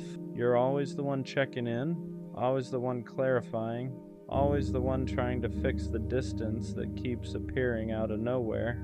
And instead of asking why they're inconsistent, you ask what you did wrong. That's the trap. Chasing love trains you to blame yourself for other people's lack of effort. You start believing that if someone isn't choosing you, it's because you didn't love them well enough. So you try harder.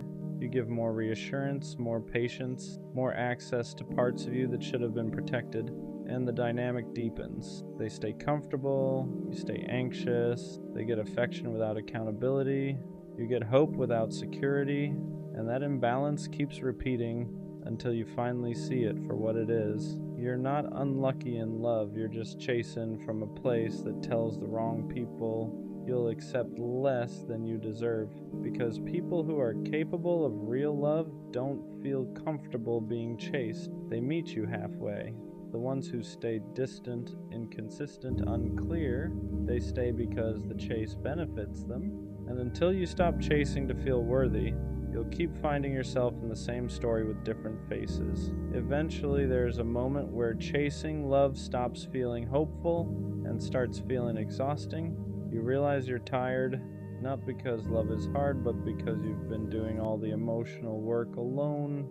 You're the one overthinking, the one adjusting, the one trying to hold something together that keeps slipping through your fingers. And for the first time, you ask a quiet question you've been avoiding. Why does love feel like something I have to prove myself worthy of? That question is uncomfortable because it points inward. It forces you to see that chasing love has been a distraction, a way to avoid sitting with yourself, a way to avoid asking why you don't feel enough without someone choosing you. Because as long as you're focused on them, their mixed signals, their distance, their inconsistency, you don't have to face the emptiness underneath. You don't have to ask why you're afraid of being alone, why validation feels necessary, why rejection feels like confirmation instead of redirection. So you keep chasing, but here's the truth that hurts before it heals. Chasing love delays self-healing. Every ounce of energy you spend trying to be chosen is energy you're not spending, learning how to choose yourself, and that's why nothing ever feels settled. Because no matter who you're with, you're still looking to them to fix something they didn't break. They can't give you security you haven't built internally. They can't love you into self-worth. They can't silence the doubt that existed before they arrived. And once you see that, chasing loses its appeal. Not because you stop wanting love, but because you realize love isn't supposed to feel like survival. It's supposed to feel like addition, not rescue. And the moment you stop running from yourself is the moment the chase starts to lose its power. Learning how to sit with yourself is the hardest part of this whole process, because when you stop chasing love, there's nothing left to distract you. No text to wait for, no signals to decode, no person to center your emotions around, just you. And that's when everything you've been avoiding comes to the surface. The insecurity you buried under effort, the loneliness you masked with attachment, the belief that without someone choosing you, you don't really matter. It feels uncomfortable at first, almost unbearable. You reach for your phone instinctively. You miss the chaos. You miss feeling needed. Because chasing gave your pain direction, it gave your emptiness a target. Now there's nowhere to run. And this is where most people go back. They re-enter old dynamics, text people they shouldn't, lower their standards just enough to feel wanted again. Not because they're weak, but because sitting with yourself requires honesty. It forces you to see that no one abandoned you the way you've been abandoning yourself. Every time you chased someone who was unsure, you told yourself your needs could wait.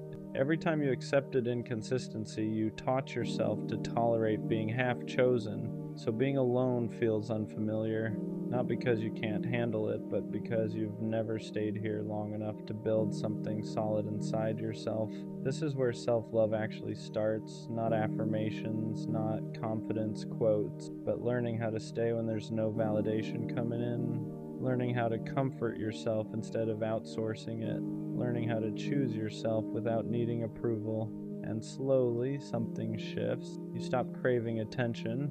You stop confusing intensity with connection. You stop chasing people who feel familiar for the wrong reasons. Because now, you're no longer running from yourself.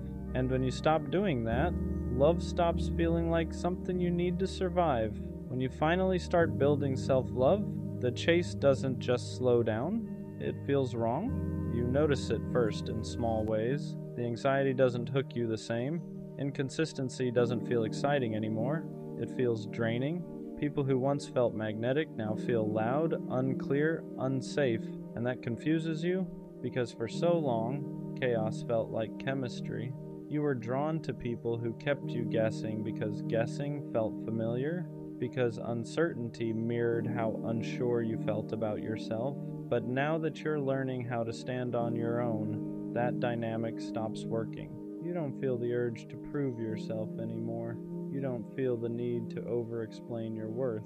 And suddenly, chasing feels humiliating, not because you're above it, but because you're finally grounded enough to feel how one-sided it always was. You start wanting different things. Clarity instead of sparks, consistency instead of intensity, presence instead of pursuit. You want to be met, not chased or chasing. And here's the part people don't expect. Self-love makes some connections fall apart. People who benefited from your overgiving feel the shift immediately. They sense you're no longer bending, no longer available on demand, no longer trying to earn their attention, and some of them leave. Not because you changed for the worse, but because the version of you that chased them is gone. That can hurt, because even when you're healing, loss still feels like loss, but this time it doesn't destroy you. Because you're no longer tying your value to someone else's choice. You understand something now. Love that requires chasing is love that feeds on insecurity. And love that's healthy doesn't need pursuit to survive. It shows up. It stays. It chooses you without being convinced. And the more you learn how to love yourself quietly, consistently, honestly, the less tolerance you have for anything that makes you feel like you need to beg to belong. When the chasing finally stops, a new fear shows up. Not the fear of being alone, but the fear of trusting love again without desperation. Because now you're calmer, more grounded, less reactive, and that feels unfamiliar. You're used to love coming with anxiety, with overthinking, with that constant urge to secure someone's attention before it disappears. So when things are steady, part of you doesn't know what to do. You wait for the other shoe to drop.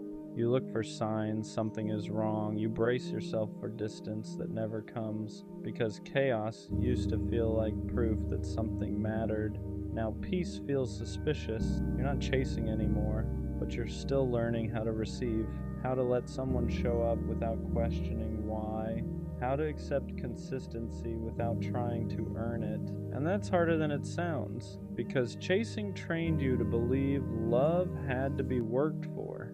that if you weren't doing something, fixing something, proving something, it wouldn't last. So when someone meets you without needing to be convinced, your instinct is to pull back, not because you don't want it, but because you're afraid of trusting something that isn't fueled by fear.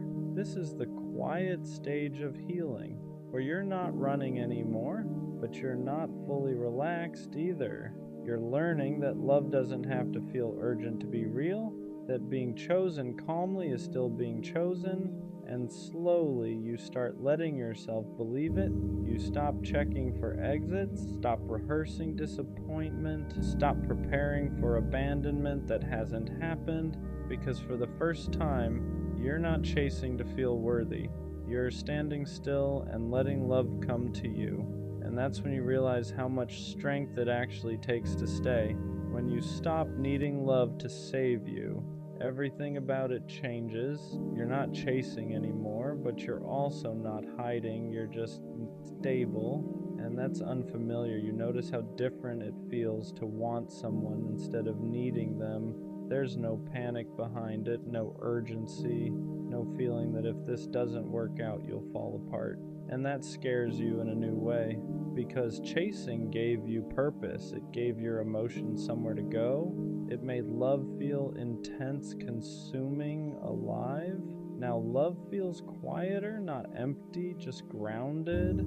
You don't lose yourself in people anymore. You don't rearrange your life to keep someone interested.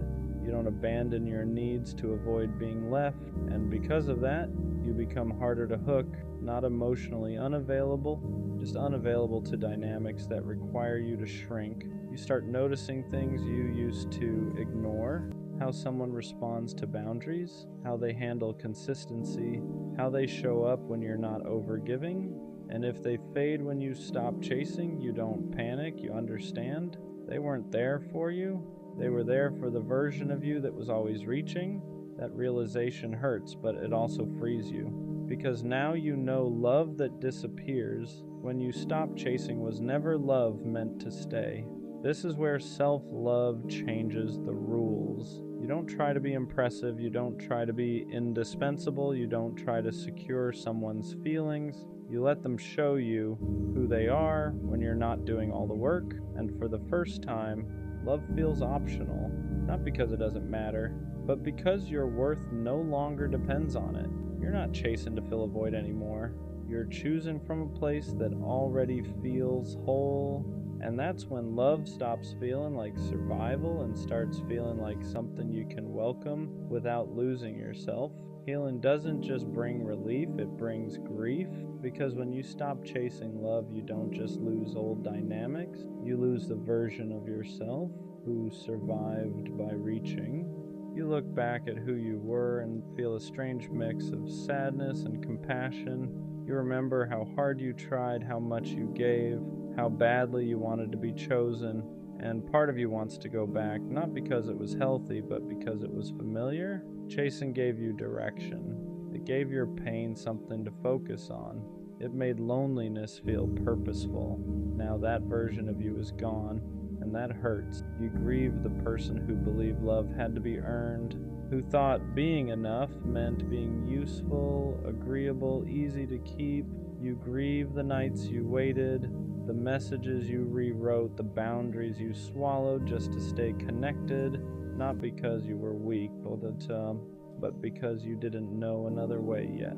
And healing means accepting something painful. No one did this to you. You did it because you didn't know how to hold yourself without being held. That realization can feel brutal because it removes the villain. There's no one left to blame, just patterns you learn to survive something deeper. So you sit with it, with the sadness, with the regret, with the understanding that you were doing the best you could with what you knew at the time. And slowly, that grief turns into respect. Respect for how much you endured, for how deeply you wanted love, for how brave it was to keep believing, even in the wrong places. You don't hate the old version of you.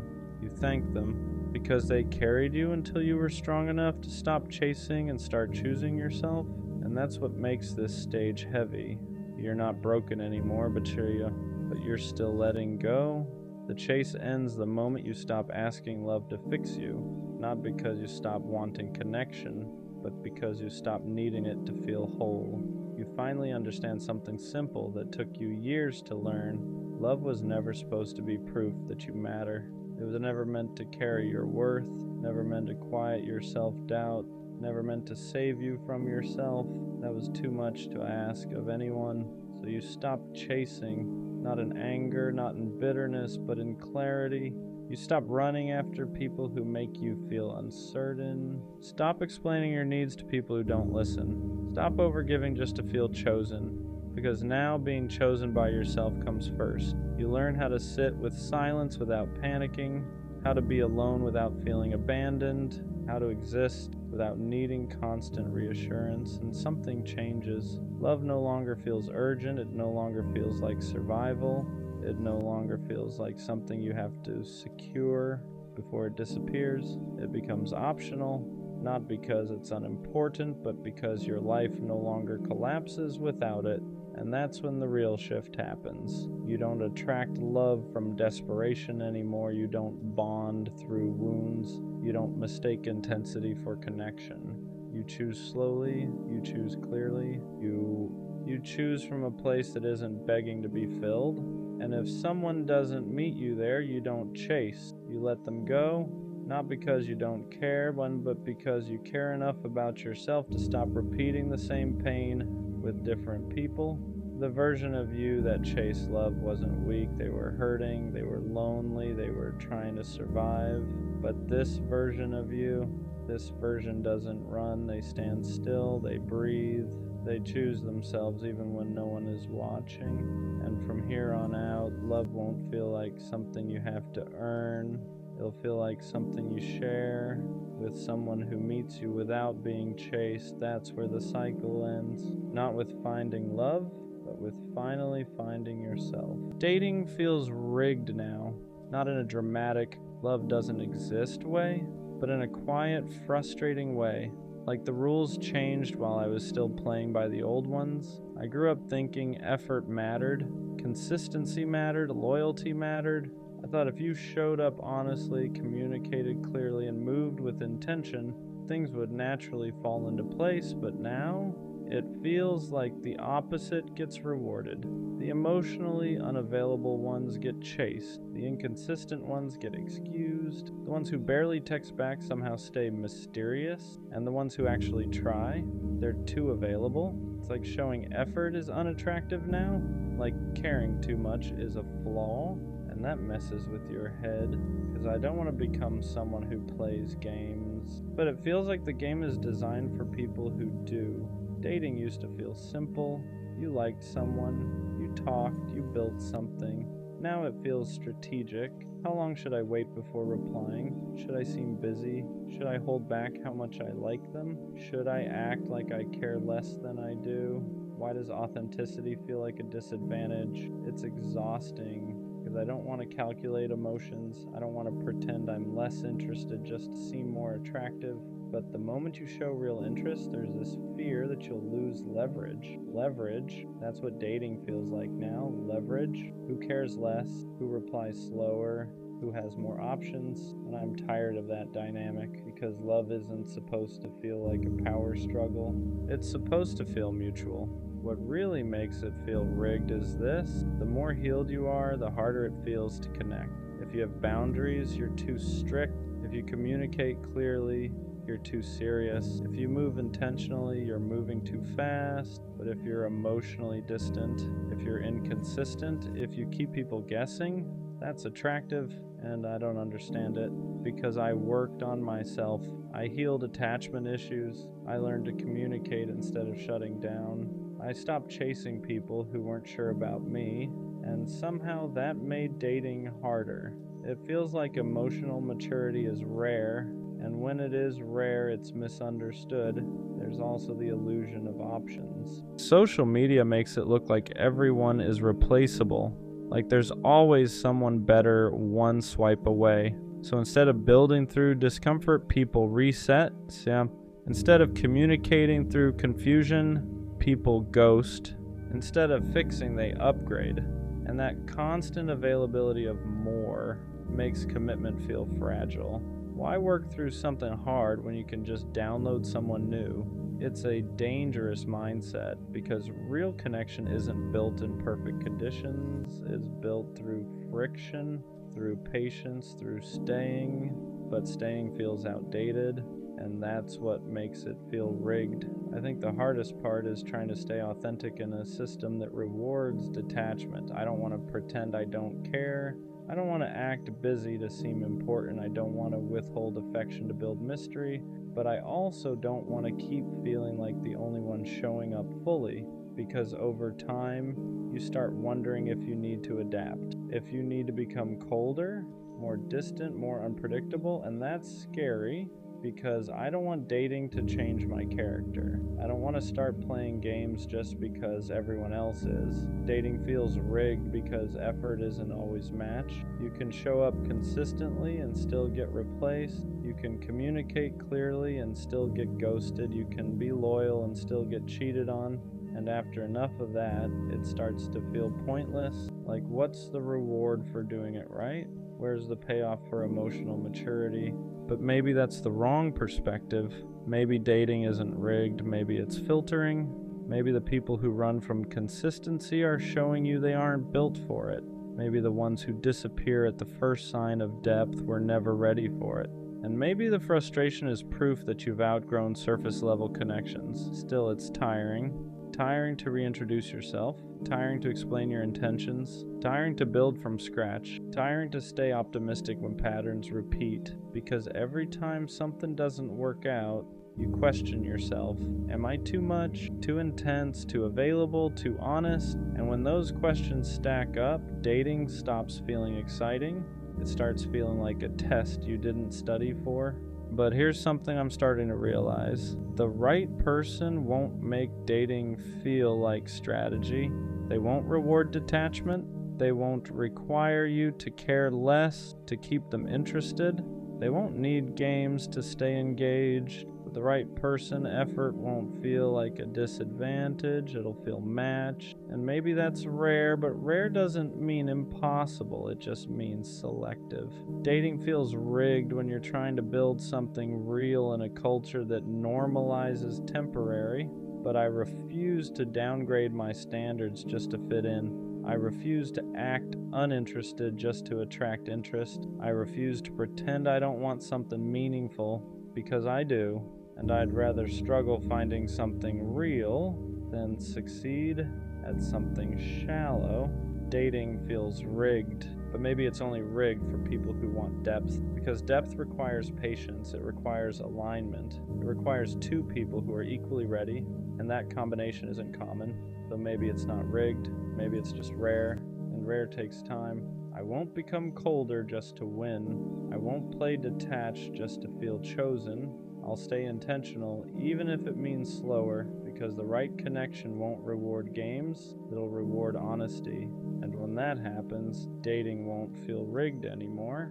It'll finally feel aligned. Some nights, I stay up hugging my pillow pretending it's someone, not because I'm dramatic, but because it gets lonely when no one chooses you. You start wondering if love just missed you, if maybe everyone else got picked and you were the one who got skipped over. I tell myself I'm fine being alone, and most days I am. But late at night when the world is quiet, that's when the question comes back. Will love ever find me? Or am I just meant to imagine it? I think the hardest part is not the loneliness. It's feeling like you have so much love to give and nowhere to put it, no hands to hold, no one to come home to, just you, your thoughts, and the same hope you keep tucking away every morning.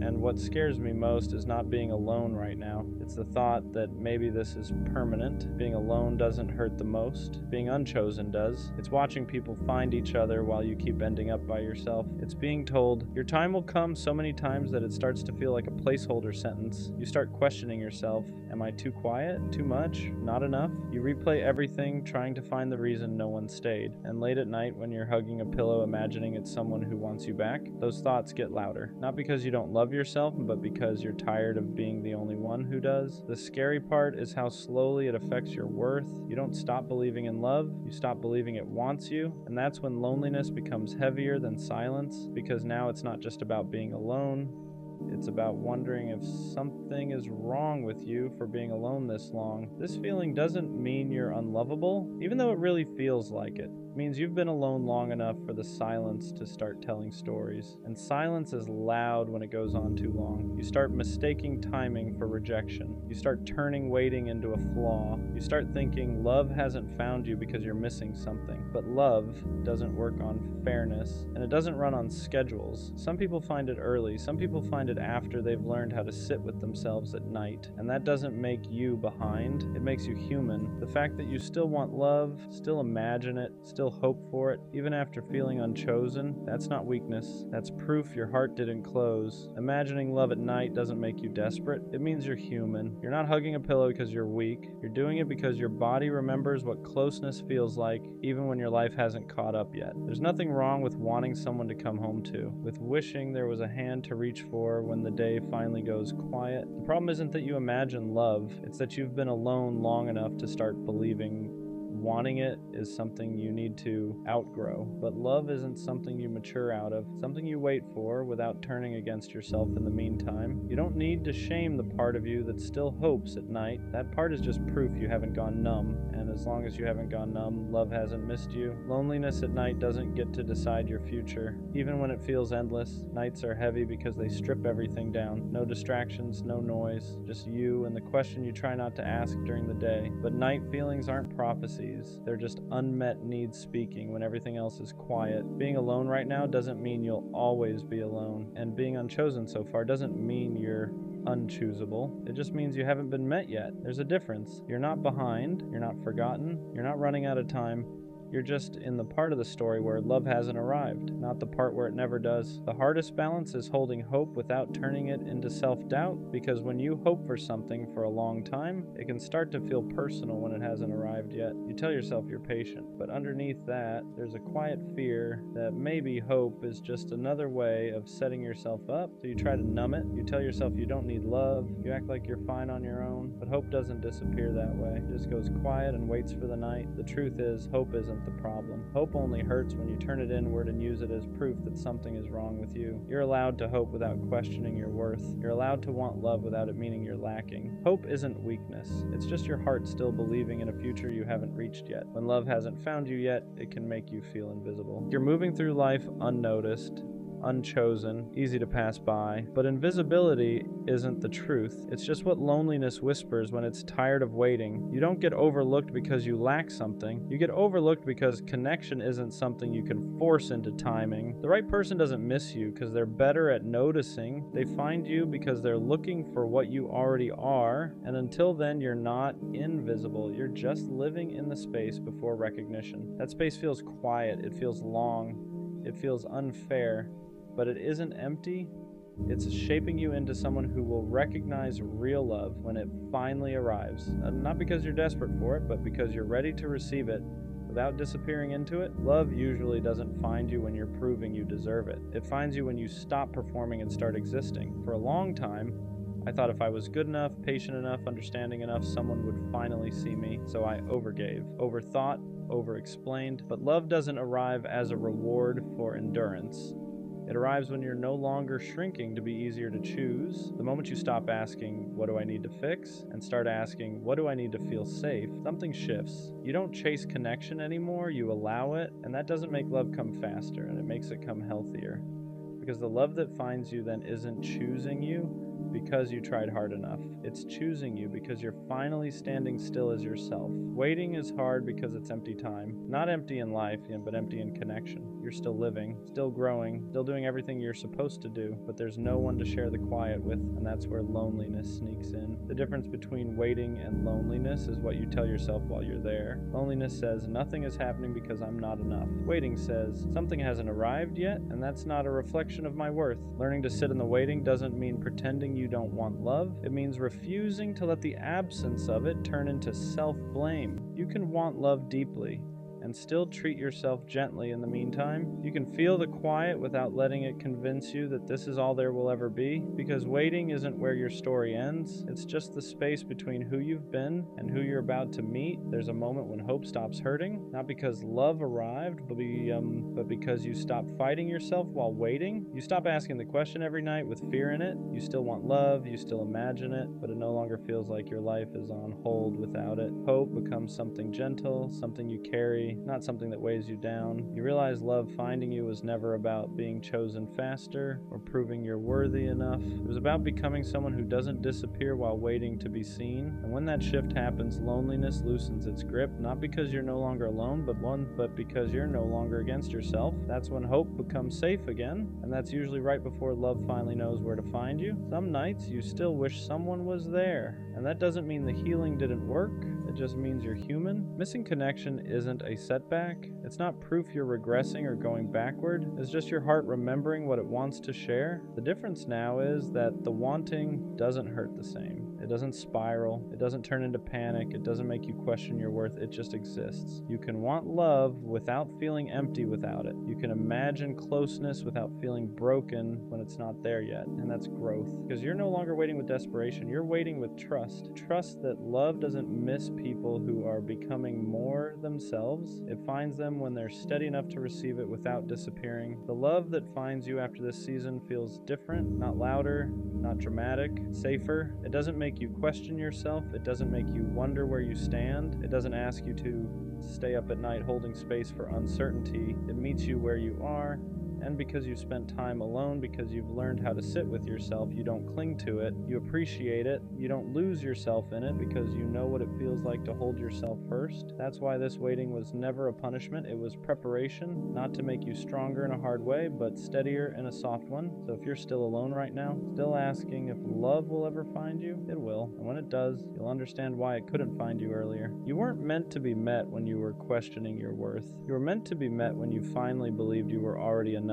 If you're asking that question right now, it doesn't mean you're behind. It means you're honest. You're honest about wanting connection, about feeling alone sometimes, about hoping there's more than just nights where you hug a pillow and imagine what could be. And that honesty matters. Love doesn't find people who gave up on it. It finds people who stayed open even when it hurt. People who learned how to be alone without becoming bitter, who waited without turning against themselves. So no, love didn't miss you. It just hasn't arrived yet. And when it does, it won't feel like something you chased or finally earned. It'll feel like something that recognizes you, like it knew where you were the whole time, and suddenly those nights won't feel so heavy anymore. Not because you forgot them, but because they led you right where you were meant to be. One day you won't ask the question anymore, not because love arrived overnight, but because you stopped measuring your life by what's missing. You'll still want connection, you'll still imagine it sometimes, but it won't feel heavy. You'll realize you didn't waste these nights. You were learning how to stay gentle in a quiet season, and that matters because the love that eventually finds you won't have to convince you that you're worth choosing. You'll already know. And when someone finally holds you, it won't feel like something you waited forever for. It'll feel like something that arrived right when you were ready to be seen, not as someone hoping to be chosen, but as someone whole. Being the introvert in the relationship means loving someone who lives louder than you do. They talk easily, they fill rooms, they connect fast, and you listen, you observe. You need quiet to recharge after loving hard. Sometimes it feels like you're standing next to someone who shines effortlessly while you glow quietly. They want to go out, you want to stay in, they gain energy from people, you lose it even when you're happy. And the hardest part is not the difference. It's wondering if your quiet way of loving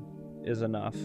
Because you don't always say everything, you don't always show excitement loudly, but when you choose someone, you choose them deeply. Being the introvert doesn't mean you love less, it means you love in a way that's calm, steady and intentional, and sometimes that gets misunderstood. Being with an extrovert means watching them move through the world with ease. They make friends everywhere, they're invited everywhere, people are drawn to them naturally, and sometimes standing next to that you wonder where you fit, not because they make you feel small, but because you don't take up space the same way. They thrive in crowds, you count the minutes until you can recharge, they talk things out loud, you process everything internally first, and there are moments where you feel guilty for needing quiet after a long day of loving them. You worry that asking for space sounds like distance, that needing alone time sounds like disinterest. But the truth is, your silence isn't absence. It's how you stay present without burning out. Loving loudly isn't the only way to love deeply, and being quieter doesn't mean you're less committed. It just means your love lives in steadiness, not spotlight. The unspoken fear is that one day you won't be enough, that they'll want more noise, more people, more energy than you can give. You worry they'll mistake your calm for boredom, your need for quiet for distance. You love them deeply but not loudly, and sometimes you wonder if that difference will matter too much. You don't compete for attention, you don't need constant stimulation, you just want connection that feels safe and real. The fear isn't that they'll leave, it's that they'll outgrow you without realizing you were loving them in the only way that feels honest to you. But loving quietly doesn't mean loving less. It means choosing them without the performance. It means staying without needing the room to notice. The right partner won't need you to be louder, they'll need you to be you. Introverts love deeply in ways that aren't always obvious. You remember details, you notice shifts in mood, you feel things before they're said. While they're talking to the room, you're paying attention to them. You're the one who listens after the party ends, the one who creates calm when everything feels loud, the one who offers presence instead of constant stimulation. Your love shows up in consistency, not volume, in choosing the same person again and again, even when it's quiet, even when no one's watching. And often your extroverted partner doesn't realize how much they need that until life gets overwhelming, until they're tired, until the noise fades, until they need someone who knows how to stay still with them. That's when your kind of love becomes the anchor. Not flashy, not loud, just steady. Introverts and extroverts can work beautifully together, but only when both ways of loving are respected. You don't need to become louder to be enough for them, and they don't need to become quieter to be right for you. What matters is understanding that your need for space isn't rejection, that their need for people isn't avoidance. You recharge differently, but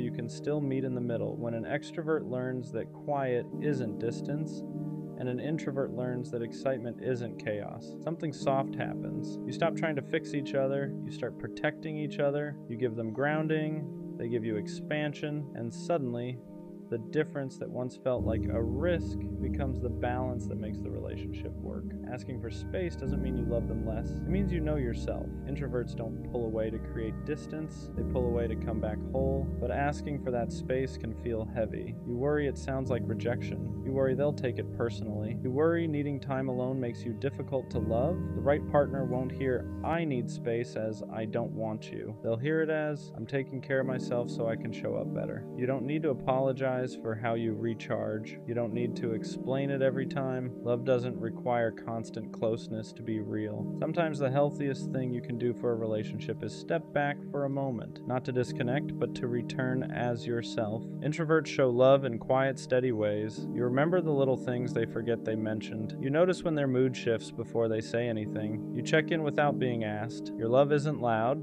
It's consistent. It's making space for them after a long day. It's choosing them in calm moments, not just exciting ones. It's staying present when things slow down. Sometimes you wish they could see it more clearly. Not because you need praise, but because your love doesn't always announce itself. But the right partner will feel it. They'll feel it in how safe they are with you, in how calm things get around you, in how you stay, even when nothing exciting is happening. Quiet love isn't invisible. It's just not performing, and the people who value depth will always recognize it. It's easy to compare yourself to an extroverted partner, to wonder why you don't light up rooms, why you don't want constant plans, why loving quietly feels like a disadvantage. But your quiet nature isn't something to fix, it's something that brings balance. You offer depth in a world of noise, you offer presence in a world of distraction, you offer steadiness when everything else feels fast. You don't compete for attention, you create connection, and when you stop comparing, something shifts. You stop shrinking next to their energy. You stop questioning your value. You stop feeling like you need to match them to be worthy of love. You realize your calm isn't less than their excitement. It's what gives the relationship somewhere to rest. And the right partner won't ask you to be louder. They'll thank you for being grounding. One of the quiet fears is being replaced by louder energy, by someone more outgoing, more exciting, more effortless in social spaces. You worry that your calm won't be enough forever. But the truth is, people don't stay for volume. They stay for how they feel when everything slows down. An extroverted partner may enjoy attention, but they rest in safety. They recharge in understanding. They stay where they feel accepted without having to perform, and that's where you shine. You offer a place where they don't have to impress anyone, where they can be tired, where they can be real. Loud energy is easy to find, steady presence is not, and the partner who truly values you won't look for replacement. They'll recognize that your quiet way of loving is exactly what makes the relationship feel secure. Being the introvert was never a disadvantage. It just doesn't announce itself. Your love lasts because it isn't fueled by excitement alone. It's built on presence, on listening, on staying when things are quiet and ordinary. You don't love for the room, you love for the person, and that kind of love doesn't fade when the noise does. The right partner won't ask you to be louder, faster, or different. They'll appreciate that with you. Love feels steady instead of overwhelming, safe instead of performative. So if you've ever felt like your quiet nature made you harder to love, it didn't. It made you the place someone can finally rest. And that's not less, that's rare. Loving quietly doesn't mean loving halfway. It means you choose depth over display. You don't need to be the loudest voice in the room to be the most meaningful presence in someone's life. The right partner won't measure love by energy levels. They'll feel it in consistency, in safety, in how calm it feels to be with you. And one day you'll realize something simple. Your quiet wasn't something they had to tolerate. It was the reason they felt at home. I found out what she really thought of me, and I wish I didn't, because in my head, it was different. I thought she respected me.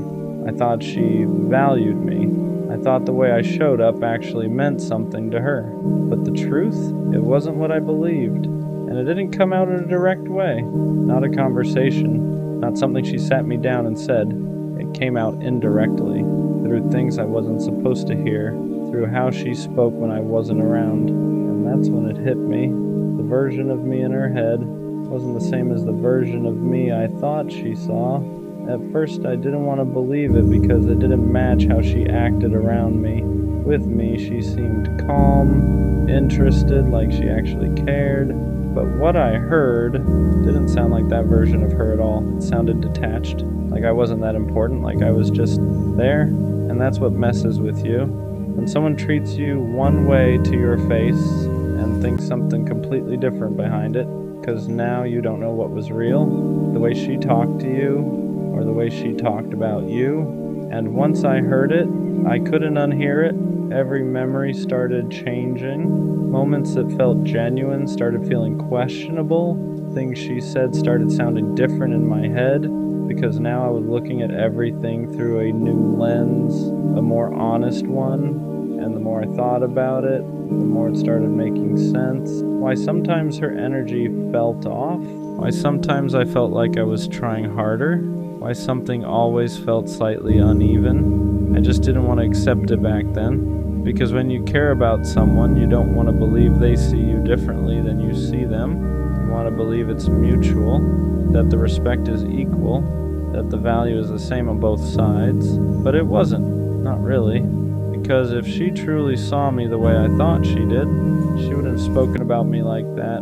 She wouldn't have minimized what I was giving. She wouldn't have treated my presence like something replaceable. And that's the part that hits your ego. Not in a loud way, in a quiet way. Because now you're not just dealing with losing her.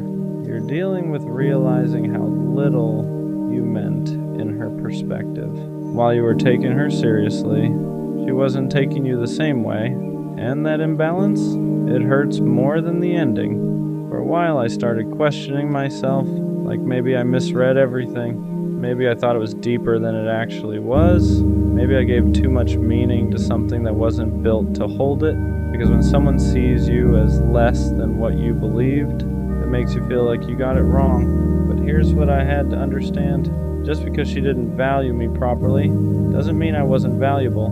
The problem wasn't who I was, it was how she saw me. And you can't control that.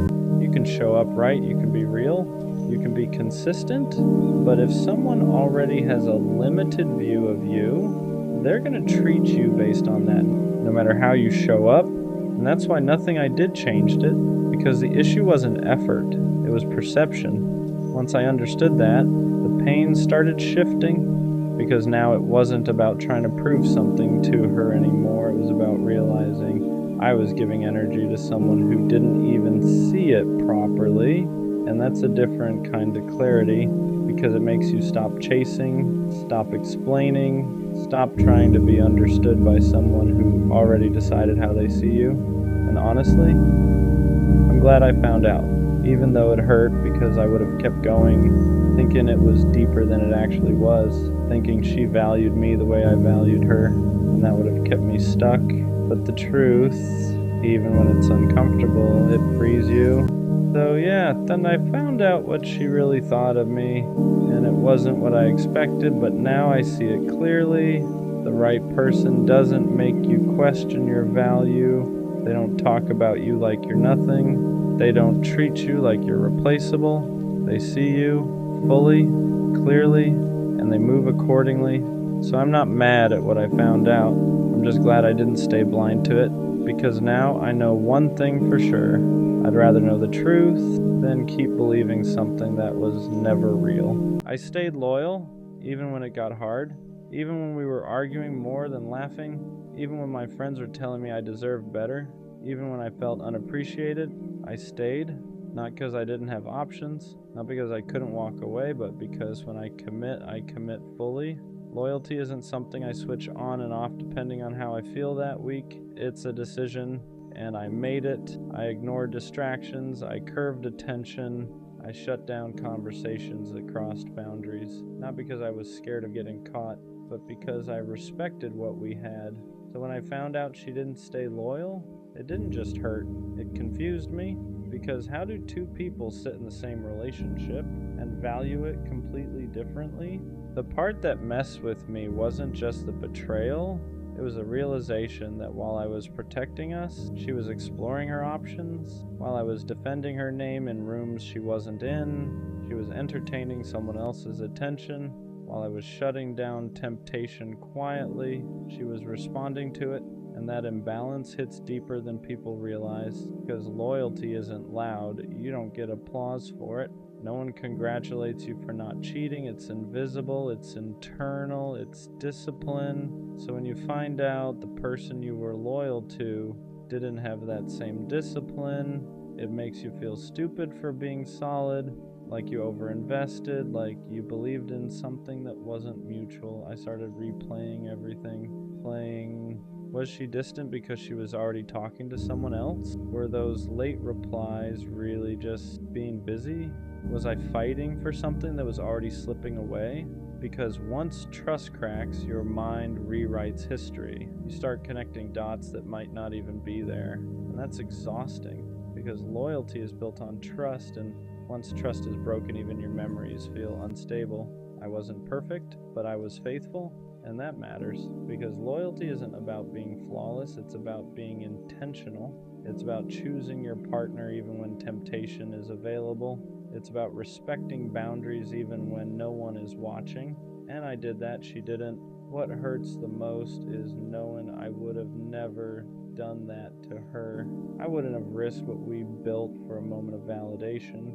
I wouldn't have jeopardized long-term trust for short-term attention, because I understood the weight of betrayal, and she didn't treat it like it was heavy. That's what breaks something inside you, not just the act, the carelessness, because cheating isn't always about love disappearing. Sometimes it's about discipline disappearing. And if someone lacks discipline and loyalty, they'll lack it when things get hard too. For a while I questioned myself. Was I too available, too forgiving, too trusting? Did my loyalty make me predictable? Because when you get betrayed, your brain tries to find ways to avoid feeling powerless again. But here's the truth. My loyalty wasn't weakness, it was character. And her disloyalty wasn't power, it was immaturity. There's a difference. One requires strength, the other requires impulse. People think being cheated on makes you look foolish, but the real foolishness is betraying someone who was solid. I lost someone who didn't value loyalty. She lost someone who actually lived by it. And those are two very different losses, because I can recover, I can heal, I can rebuild. But replacing someone who is genuinely loyal, that's harder than people think. I don't regret staying loyal, even knowing how it ended, because my character doesn't shift based on someone else's behavior. I don't cheat because I'm angry. I don't entertain options because I'm bored. I don't step out because things feel heavy. If I'm unhappy, I leave. I don't betray, and that standard stays with me, not for her, for me. The scary part after betrayal is this: you start wondering if loyalty is even worth it, if everyone cheats eventually, if trusting deeply just makes you vulnerable. But I refuse to let someone else's lack of integrity change mine, because loyalty isn't outdated, it's rare. And rare doesn't mean foolish, it means valuable. She didn't stay loyal, but that says nothing about my worth. It says everything about her discipline, her boundaries, her emotional maturity. Because if someone can look at loyalty and still step outside it, they were never anchored. And I don't want someone who floats when things get tested. I want someone who stands. I stayed loyal, even when it was inconvenient, even when it was tempting not to, even when I felt underappreciated, and I'll stay that way. Not because everyone deserves it, but because I deserve to be someone who lives by principle. She didn't stay loyal, and that hurt, but I'd rather be the one who was solid than the one who couldn't hold a commitment. Because loyalty doesn't make you weak, it makes you rare, and one day someone will recognize that instead of testing it. You know what actually hurts? Wanting to be in love, but realizing you can't stay in it. You finally meet someone good, they're kind, they're loyal, they care about you in a way that feels real. On paper, they're everything you're supposed to want, and for a moment you think, maybe this is it. But then they like you back, and something in you shuts off, not slowly, not gently. It's like the feeling disappears overnight. You try to force it. You tell yourself to be grateful. You try to match their energy, their effort, their love. But instead of growing closer, you start pulling away. You notice flaws that didn't bother you before. You get irritated over small things. You find reasons to create distance, and suddenly you're the problem. On the outside, it looks like you're sabotaging something good, like you're avoiding someone who treats you right.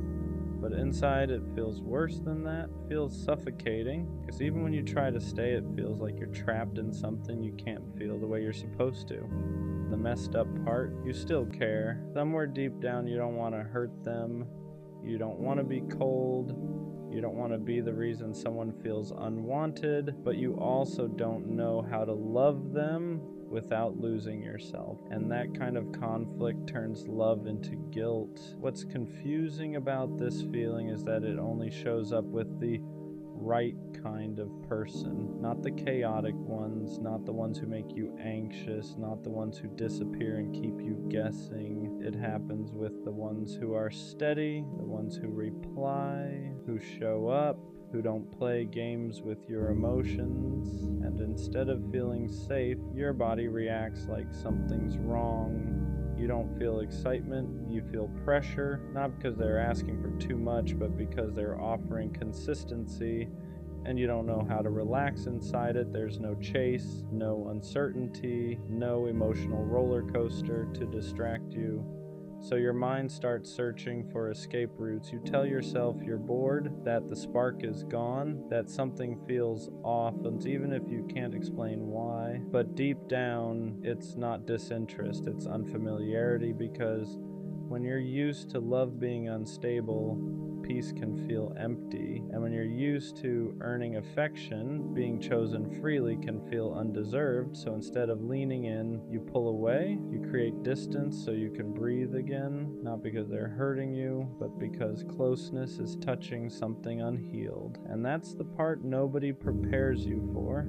Sometimes the problem isn't that you don't want love, it's that you've never learned how to stay when love doesn't hurt. At some point, this starts to mess with how you see yourself, because now you're not just confused, you're guilty. You look at them and think, yeah, they didn't do anything wrong. They're patient, they're kind, they're trying, and you're the one pulling back. So you start labeling yourself cold, broken, unappreciative, the person who ruins good things. From the outside, it looks simple. Why would you walk away from someone who treats you right? But what they don't see is how trapped you feel inside the expectation to feel something you can't force. You don't hate them. You hate the pressure to become the version of yourself that knows how to stay. So instead of being honest, you distance yourself, you reply slower, you stop initiating, You hope they'll lose interest so you don't have to explain yourself, and that's the part that hurts the most, not losing them, hurting someone who didn't deserve it. You carry that with you, the knowledge that somewhere someone is wondering what they did wrong, when the truth is, you just didn't know how to receive what they were offering. And that realization sits heavy, because wanting love but not knowing how to hold it feels like a flaw you can't explain, only live with. Avoidance doesn't come from not caring, it comes from caring too much and not knowing how to say it. Because how do you explain something like this without sounding cruel? How do you tell someone, you're good to me, but I don't feel what I'm supposed to feel? There's no gentle way to say that. So instead of explaining, you disappear emotionally. You convince yourself silence is kinder. That distance will hurt less than honesty, but silence creates its own kind of damage. They feel it, the shift, the hesitation, the way your energy isn't the same anymore, and you feel it too. Every message feels heavier. Every interaction feels like a reminder that you're failing at something that should be simple, so you keep avoiding the conversation, hoping clarity will show up on its own, but it doesn't. All that grows is resentment, not toward them, but toward yourself, because now you're stuck between two fears, hurting them by telling the truth, or hurting them slowly by pulling away. And avoidance feels safer in the moment because it delays the guilt, but it doesn't remove it, it just stretches it out. And the longer you stay quiet, the harder it becomes to speak honestly at all. If you look closer, this pattern isn't about them at all. It's about what closeness brings up in you, because real healthy affection doesn't distract you from yourself. It brings you face to face with things you buried, old fears, old wounds, old beliefs about what love costs. When someone is consistent, there's nowhere to hide. You can't blame mixed signals, you can't blame distance, you can't blame uncertainty. All that's left is you, and the part of you that learned early on that love comes with pressure. Pressure to be enough, pressure to stay, pressure to not mess it up. So your system does what it learned to do best. It pulls away before it can fail. Avoidance isn't rejection, it's self-protection. You're not running from them, you're running from the version of yourself that feels exposed when someone chooses you fully, because being wanted means being seen. And being seen means being vulnerable in ways you never learned were safe. So your mind flips the switch, you call it disinterest, you call it boredom, you call it not feeling it, but underneath all of that is fear, not of losing them, but of losing control. Eventually a realization starts to creep in. This isn't about love failing, it's about healing that hasn't happened yet. Because when someone offers you something real, it presses on the places you never finished healing, not because they're doing anything wrong, but because closeness exposes what avoidance kept quiet. Love asks questions you've been dodging. It asks you to be present. It asks you to trust consistency. It asks you to stay when things feel uncomfortable instead of dramatic. And if your past taught you that love comes with loss, your body reacts before your mind can explain it. So instead of leaning in, you shut down, not because you don't care, but because caring activates fear, fear of dependency, fear of responsibility, fear of becoming someone who needs another person, because somewhere along the way, you learned that needing someone meant giving them the power to hurt you. So when love shows up calm and steady, your nervous system mistakes it for danger, and you don't realize what's happening until later, after you've already pulled away, after you've already created distance, after you've already blamed yourself. But this moment matters because once you see that this isn't disinterest, it's unhealed fear, you stop calling yourself broken, you start calling it what it is, a signal. Once you see the pattern, something changes, not overnight, not perfectly, but you stop running on autopilot. You start noticing the moment your body wants to pull away, the urge to detach, the instinct to create distance the second things feel real, and instead of obeying it immediately, you pause. You ask yourself, am I actually uninterested? Or am I uncomfortable? That question alone changes everything, because discomfort isn't a red flag, it's a signal. It tells you something important is happening. something unfamiliar, something that requires presence instead of escape. So instead of disappearing, you stay a little longer, you don't force feelings, you don't fake certainty, you just allow yourself to exist inside the discomfort without punishing it. You start choosing honesty over avoidance, not brutal honesty, gentle honesty. I'm confused, I'm scared, I don't know what I'm feeling yet. And for the first time, connection doesn't feel like a trap. It feels like practice. Practice staying, practice communicating, practice letting someone see you without immediately taking that away. You realize something important here. You don't have to feel everything at once. You don't have to be sure. You just have to stop abandoning yourself the moment love asks you to be present. At the end of all this, you start to understand something clearly. Love was never the problem. Fear was. Fear was the thing turning care into pressure. Fear was the thing making peace feel boring. Fear was the thing convincing you that pulling away was safer than staying. When fear stops leading, love feels different. It's quieter, slower, less dramatic. It doesn't hit like chaos. It doesn't demand certainty right away. It doesn't make you feel trapped. It gives you space to exist without disappearing. Real love doesn't ask you to force feelings. It doesn't punish confusion. It doesn't make you feel like you're failing for needing time. It lets you grow into it, and when you stop running, you realize something important. Caring doesn't mean losing yourself. Staying doesn't mean being stuck. And choosing someone doesn't mean giving up control. It just means you're present. You're allowed to learn how to love differently than you were taught. You're allowed to take it slow. You're allowed to feel unsure without self-sabotaging.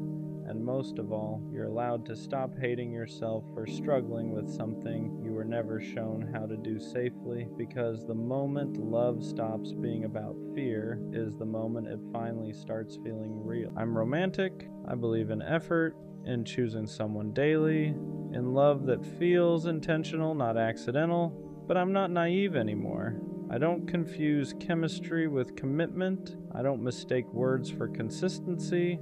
I don't fall in love with potential and ignore reality to protect the fantasy. That version of me is gone. Being romantic doesn't mean I overlook red flags. It doesn't mean I excuse disrespect. It doesn't mean I stay just because I feel deeply. It means I love with awareness now. I still want connection, still want intimacy, still want something real, but I'm no longer willing to sacrifice my peace just to keep a feeling alive. I know the difference now between someone who feels good and someone who is good for me. I know the difference between affection and effort, between attention and intention, and I don't chase illusions anymore. I won't romanticize someone who can't show up consistently. I won't soften the truth to protect a story I wanted to believe in. I can be tender and still have boundaries, hopeful and still realistic. Romantic doesn't mean blind. It means I care deeply, but I pay attention. And this time I don't fall in love at the expense of myself. I used to think being romantic meant enduring, staying longer than I should, giving the benefit of the doubt even when doubt was all I felt, believing that love meant patience no matter the cost. That's where it went wrong. I mistook tolerance for depth. I confused hope with commitment. I kept softening my boundaries to protect a version of love that wasn't protecting me.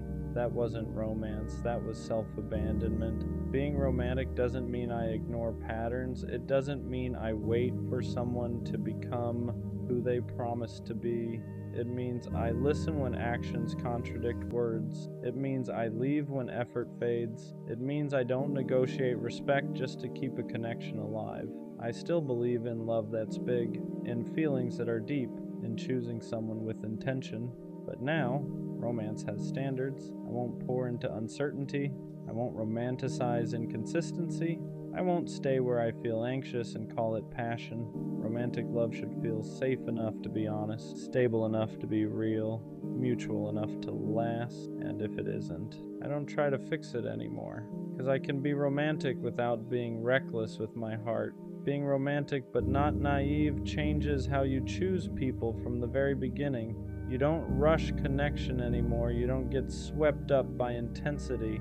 You don't confuse attention with alignment. You let things unfold.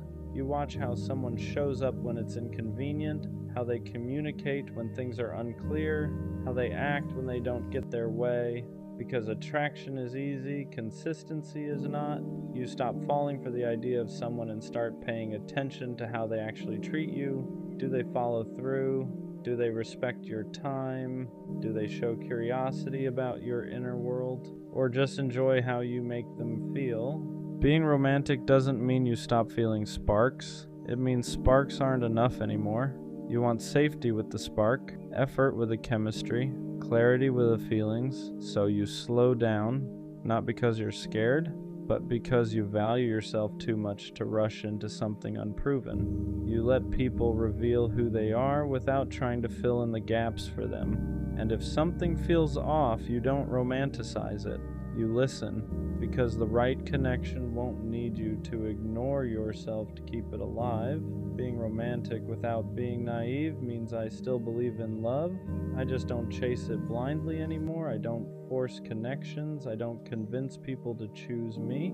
I don't stay where effort feels one-sided and call it patience. I let love meet me where I am. If someone wants me, I won't have to guess. If someone cares, I won't have to ask repeatedly. If something is real, it won't require me to ignore my instincts. I still believe in late-night talks, in choosing each other, in building something meaningful, but I don't sacrifice clarity for intensity anymore. I've learned that love isn't proven by how much you're willing to endure. It's proven by how safe you feel being yourself without shrinking, performing, or waiting. So now I don't rush toward feelings just because they're strong. I let actions catch up to words. I let time reveal truth. I let consistency do the convincing. And if someone can't meet me there, I don't make it mean love is dead. I just understand that not every connection is meant to last. I can still be soft, still hopeful, still romantic. I'm just no longer willing to lose myself for the sake of a feeling. Being romantic, not naive, changed what I tolerate. I don't excuse inconsistency anymore. I don't sit with confusion and call it giving things time. I don't ignore the feeling that something is off just because I want it to work. Before, I'd stay and explain. I'd adjust. I'd wait. Now, I observe. If effort fades, I notice. If respect slips, I address it once. If nothing changes, I leave. Not angrily, not dramatically, just clearly. I don't feel guilty walking away from things that don't align anymore, because walking away isn't punishment, it's protection. I used to think romance meant holding on. Now I know it also means knowing when to let go. I still care deeply, still feel intensely, still believe in choosing someone with intention, but I won't romanticize potential at the expense of reality. I won't stay where I feel anxious, unseen, or unsure of my place. Romance without boundaries is just hope with no direction. And now, my heart has standards, not walls, standards. Being romantic and grounded makes love feel quieter than I expected. There's no chaos, no guessing games, no emotional roller coaster disguised as passion. And at first that felt strange. I was used to intensity proving something, used to anxiety meaning I cared, used to confusion keeping me invested. But that wasn't depth, that was instability. Now, romance feels calm. It looks like consistency. It sounds like clear communication. It feels like not having to overthink where I stand. There's still excitement. It's just not fueled by uncertainty. I don't need constant reassurance anymore. I don't need dramatic gestures to feel chosen. I don't need to be chased to feel wanted. Because when something is real, it doesn't keep you on edge. Being romantic doesn't mean I crave fireworks every moment. It means I value safety with the spark, peace with the passion, connection that doesn't cost me my balance. And the biggest shift, I don't mistake calm for boredom anymore. I understand now that love doesn't have to be loud to be meaningful. Sometimes the most romantic thing is feeling secure enough to just be yourself. Being romantic, not naive, changed how I communicate my needs. I don't hint anymore. I don't water things down to avoid being too much. I don't stay silent hoping someone will just figure it out. I say what I need, not aggressively, not defensively, just honestly, because needing clarity isn't pressure. Needing consistency isn't insecurity. Needing effort isn't asking for the world, it's asking for alignment. Before, I was scared that speaking up would push people away, that if I asked for more, I'd lose what I had. Now I understand something important. If honesty scares someone off, they were never meant to stay. I don't over-explain myself anymore. I don't apologize for having standards. I don't negotiate my needs to make someone comfortable. Romance doesn't mean silence. It means trusting that the right person won't feel threatened by clear communication. They won't call it drama. They won't call it too much. They won't make you feel guilty for wanting to feel secure. They'll listen, they'll respond, they'll meet you where you are. And if they don't, I don't take it personally, because being romantic, not naive, means I'd rather be understood slowly than misunderstood forever. Being romantic with boundaries filters people out quietly. You don't have to test anyone, you don't have to interrogate intentions, you don't have to force clarity. You just stay consistent with who you are, you show up honestly, you communicate clearly. You don't overgive to keep someone interested, and that alone does the work. People who only wanted attention get bored. People who thrived on ambiguity get uncomfortable. People who wanted access without effort slowly fade, and you let them, not because you stopped caring, but because you stopped chasing. Being romantic, not naive, means you don't audition for love anymore. You don't prove your worth. You don't compete for consistency. You don't bend yourself to be easier to choose. You let people meet you where you stand, and the ones who can't, they remove themselves. That used to scare you. Now it reassures you, because the right connection won't need you to lower your standards to keep it alive. It will rise to meet them. And the most romantic thing about that, you don't have to lose yourself to find love anymore. I still believe in love. That part never left. What changed is who I trust first. I believe in myself now. I trust my intuition when something feels off. I trust my boundaries when they need to be held. I trust my heart without handing it over blindly. Before, I believed love required risk at any cost, that you had to jump first and hope someone caught you. Now I know better. Real love doesn't ask you to abandon yourself. It doesn't punish you for being honest. It doesn't require you to doubt your worth to keep it alive.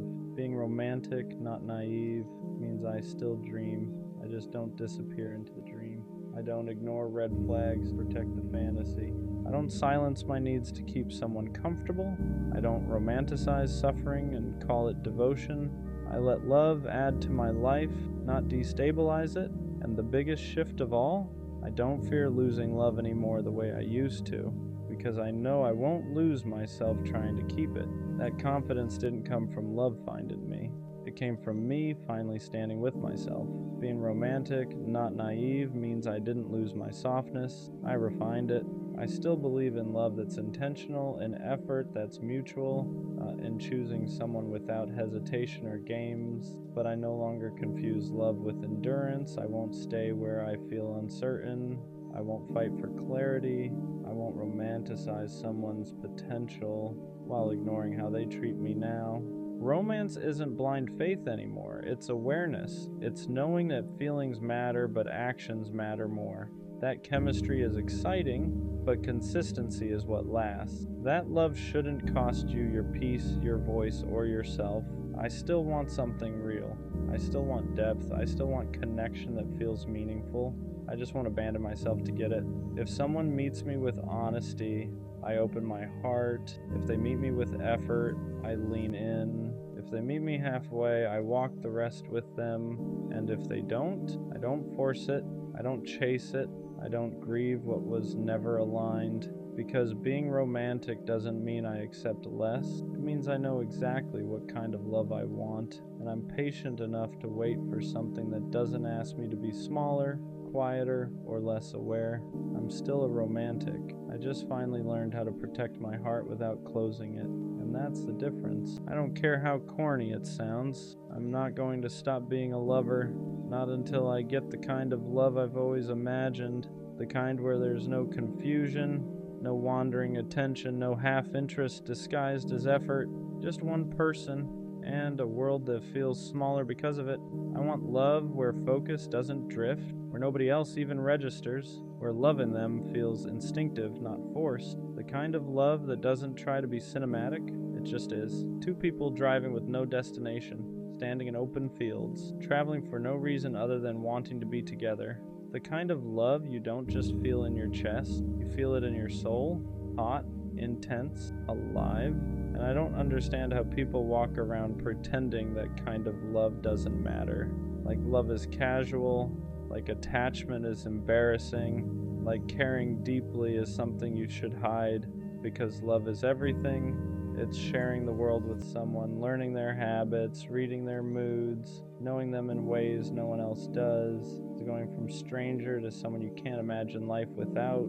And yeah, love comes with risk, heartbreak, loss, pain, but I'm here for all of it.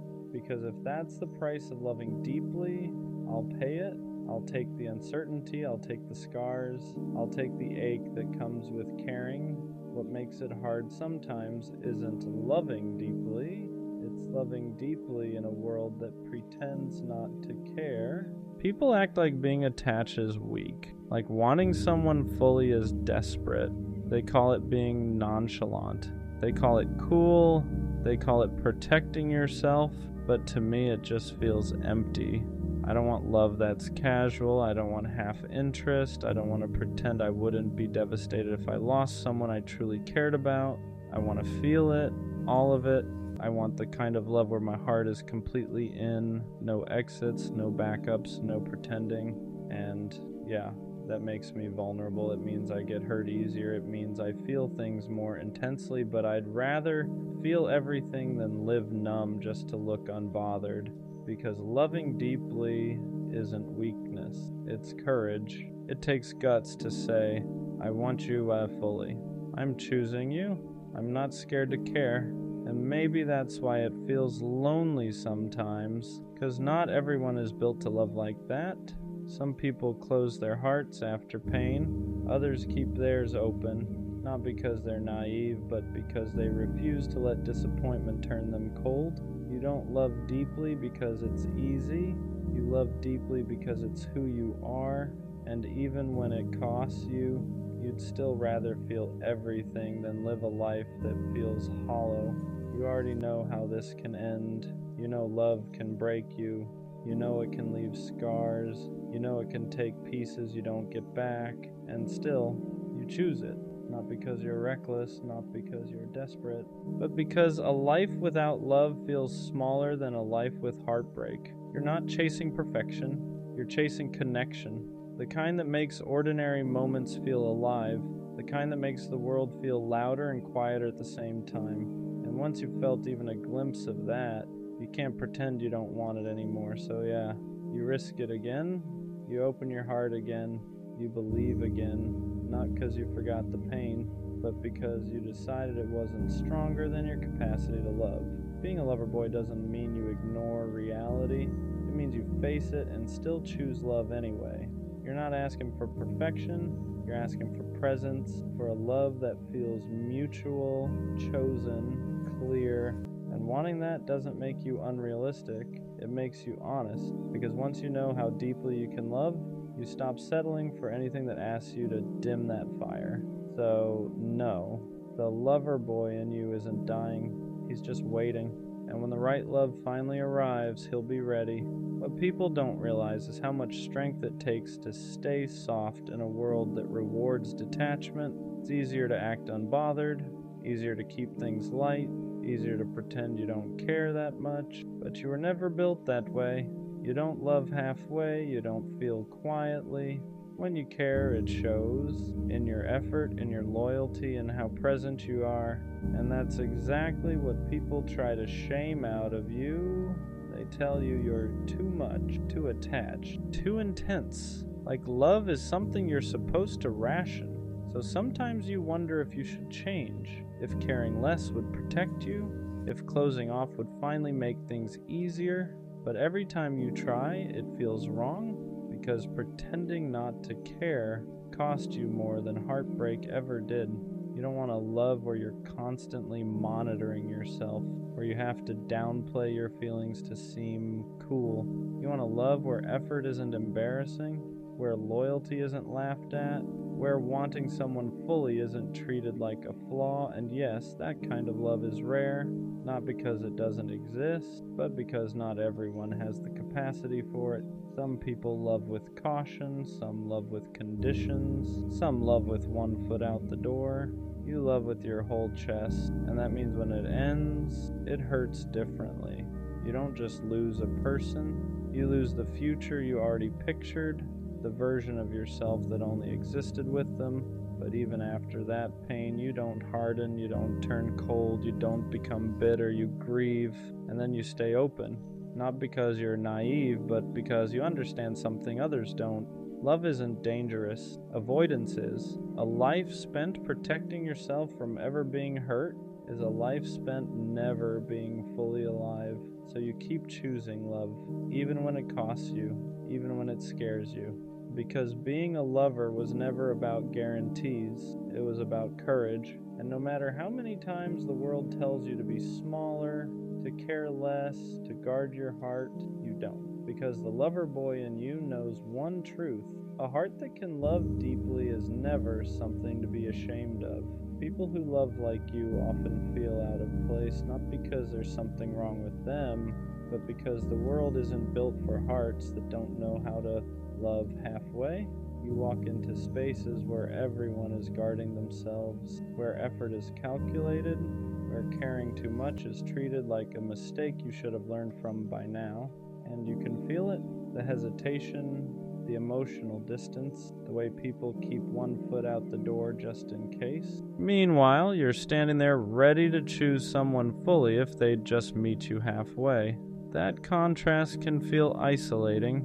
You start wondering if you're outdated, if your way of loving belongs to another time, another kind of world, because it feels like everyone else is playing it safe while you're still willing to risk your heart, and that makes you stand out. Not loudly, but deeply.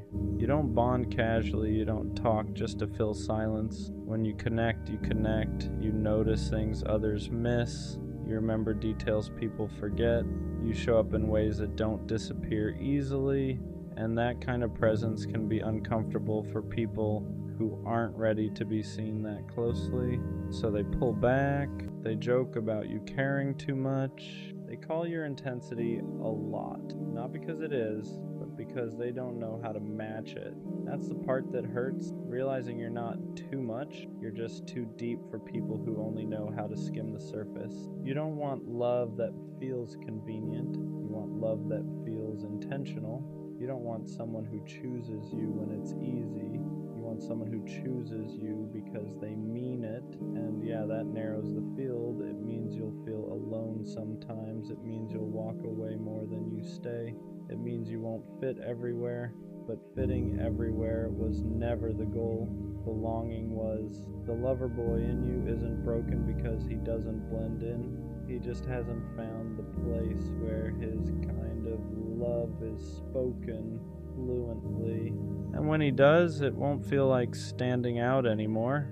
It'll feel like coming home. Loving this deeply almost always comes with loneliness first. Not because you're doing something wrong, but because alignment takes time. When you love with your whole heart, you don't rush into anything just to feel chosen. You don't settle for attention that fades. You don't accept half presence just to avoid being alone. And that means there are stretches where it feels like everyone else has someone and you don't. You watch people pair up quickly, jump from connection to connection, call it love because it fills the space, and sometimes you wonder if you're being too patient, too selective, too unwilling to compromise. But deep down, you know the truth. You're not afraid of being alone. You're afraid of being half-loved. You don't want a relationship that feels like constant self-editing, where you have to mute your feelings, where your intensity is treated like a problem instead of a gift. So you wait, not passively, intentionally. You keep your heart open, but your standards intact. And that's the lonely part no one talks about. Choosing alignment over company, choosing depth over distraction, choosing to sit with the emptiness rather than fill it with something that won't last. Some nights it feels heavy. You question whether it's worth it, whether anyone will ever meet you at the level you're willing to love. But then you remember something important. The love you want can't be rushed. It needs two people who aren't scared of closeness, who don't joke about vulnerability, who don't treat commitment like a trap. And until that shows up, being alone is still safer than shrinking yourself. The lover boy in you isn't lonely because he's lacking. He's lonely because he's waiting for something real. And real love doesn't arrive loudly. It arrives aligned. The lover boy gets misunderstood a lot. People look at the way you love and assume it comes from neediness, from insecurity, from not knowing how to be alone. But that's never been true. You don't love deeply because you're afraid of being by yourself. You love deeply because you know how to be alone and still choose connection. There's a difference. You're not reaching for someone to fill a void. You're reaching because you want to share a life you already know how to carry on your own. But in a world obsessed with detachment, depth gets mislabeled, caring becomes too much, consistency becomes clingy, wanting clarity becomes pressure, so people tell you to chill, to play it cool, to act like you don't care as much as you do. And for a while you try. You soften your words, you hold back your feelings, you pretend you're less invested than your heart actually is. But it never feels right. Because loving quietly when you feel loudly starts to feel like lying to yourself. You don't want to be mysterious. You don't want to be distant. You don't want to be someone who treats love like a game of leverage. You want honesty. You want effort that isn't embarrassing, commitment that isn't mocked, connection that doesn't require you to minimize who you are. And the truth is, people who can't handle that were never going to meet you where you stand anyway. They confuse emotional availability with weakness because they've never felt safe enough to offer it themselves. So they pull away, they joke, they keep things light, not because you're too much, but because your depth asks them to be real. And not everyone is ready for that. The lover boy isn't misunderstood because he loves wrong. He's misunderstood because he loves honestly in a world that prefers control. And one day, someone won't ask you to tone it down. They won't call your care extra. They won't flinch at your intensity. They'll recognize it because they've been looking for someone who loves like you, without fear, without games, without holding back. One thing people get wrong about you is thinking you lose yourself in love, that you disappear, that you abandon who you are, just keep someone close. But that's not what loving deeply means to you. You don't give your heart away blindly. You give it intentionally. You're aware of the risk. You feel the fear. You know exactly how much it can hurt, and you still choose to love, not because you don't value yourself, but because you refuse to live guarded out of fear. There's a difference between protecting your heart and closing it. Closing it is pretending you don't care. Protecting it is knowing when to walk away without turning cold. And that's something you had to learn the hard way. You've loved people who couldn't meet you emotionally, who enjoyed your warmth but never offered shelter in return. And each time you didn't lose your softness, you refined it. You learned to notice effort, to listen to consistency, to believe actions more than potential. You learned that loving deeply doesn't mean tolerating confusion. It doesn't mean waiting forever. It doesn't mean accepting less than what you give. So now you love with boundaries, not walls, boundaries. You stay open, but you don't stay where you feel unseen. You express yourself, but you don't beg to be understood. You give fully, but only where there's room for you. That's growth. The lover boy in you didn't harden, he matured. He learned that protecting his heart doesn't mean dimming his light. It means choosing spaces where that light is welcomed. And that's why when you love again, it won't consume you. It'll expand you. Because this time you won't confuse intensity with imbalance. You'll recognize the difference between passion and peace. At some point you stop mistaking chaos for passion. You You stop thinking intensity means confusion. You stop believing love has to feel unstable to feel real. That shift doesn't happen overnight. It comes after loving people who kept you guessing, after giving effort that wasn't matched, after realizing how tired you were from loving alone in a two-person connection. Because for a long time, you thought love was supposed to feel urgent, heavy, like something you had to fight for. But real reciprocity feels different. It doesn't spike your anxiety. It doesn't make you question your place. It doesn't leave you replaying conversations or wondering if you asked for too much. Mutual love feels calm, not boring, steady. It feels like someone meeting your effort without keeping score, like someone choosing you without needing to be convinced. And at first, that kind of love almost feels unfamiliar because you're used to proving yourself, used to earning attention, used to being the one who cares more. So when someone shows up consistently, communicates clearly, and doesn't flinch at your depth, your body has to unlearn the chaos. You have to remind yourself that peace doesn't mean lack of passion. It means safety. You don't feel smaller around them. You don't feel like you're too much. You don't feel like you need to dim anything. Your intensity doesn't scare them. It reassures them. And that's when it clicks. Love was never supposed to feel like survival. It was supposed to feel like partnership. The lover boy doesn't stop loving deeply. He just stops loving unevenly. He stops pouring into places that don't pour back. He stops calling inconsistency timing, stops calling confusion chemistry, stops calling bare minimum effort. Because once you've tasted reciprocity, you can't go back. You can't unfeel what it's like to be met where you stand. And that's when loving deeply finally feels light. Loving deeply doesn't disappear. It just becomes selective. After everything you've felt, everything you've learned, you don't stop wanting connection. You stop giving it away too easily. You don't rush anymore. Not because you're guarded, but because you understand your capacity. You know how much you give, how present you are, how deeply you attach, and you're careful about where that kind of love lands. That doesn't mean you're closed off. It means you're intentional. You don't entertain mixed signals. You don't romanticize inconsistency. You don't chase potential while ignoring reality.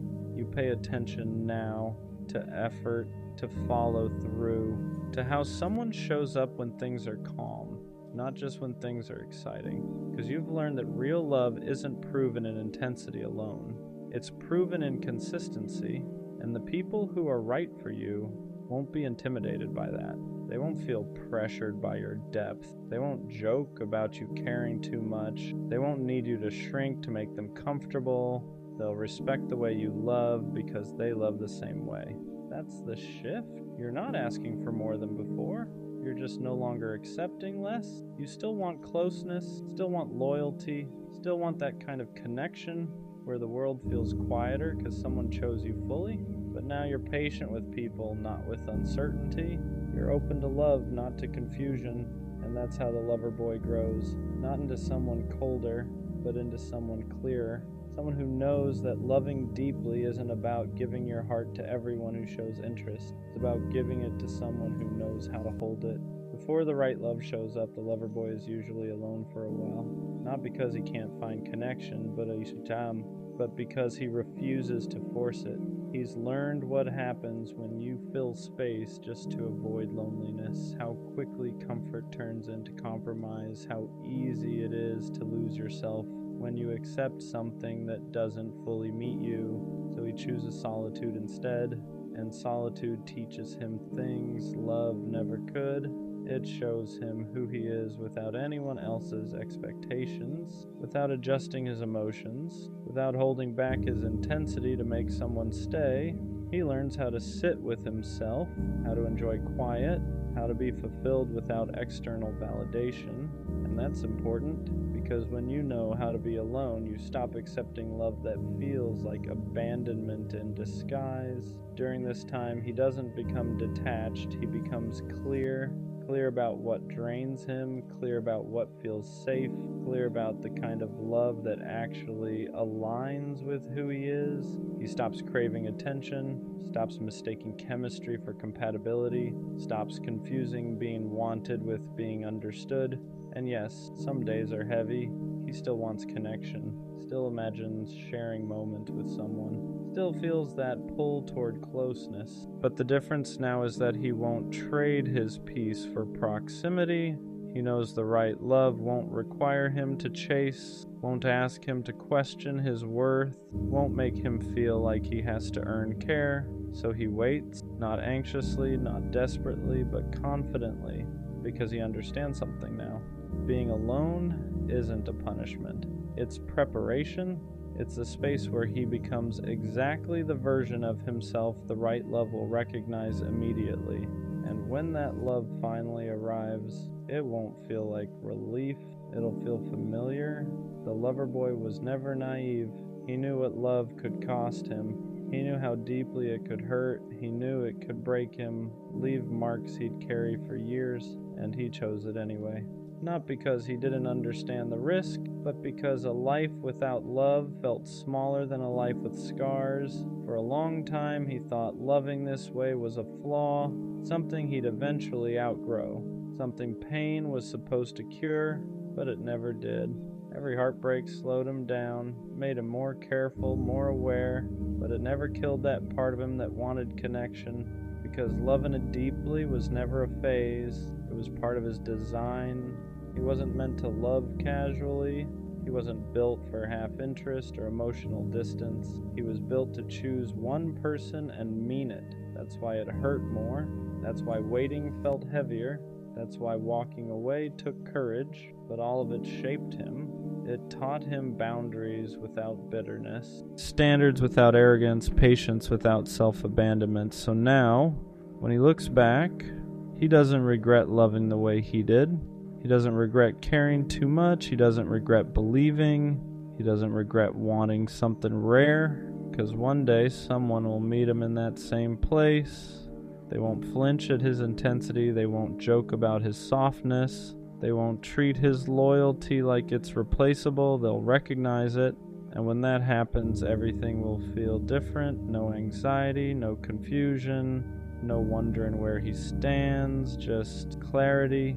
Effort that feels mutual, love that feels chosen, connection that doesn't require him to dim anything, and suddenly all the waiting makes sense. Not because it was easy, yes, but because it protected him from settling for less than he was capable of giving. So no, the lover boy doesn't die, he doesn't disappear, he doesn't harden into someone unrecognizable.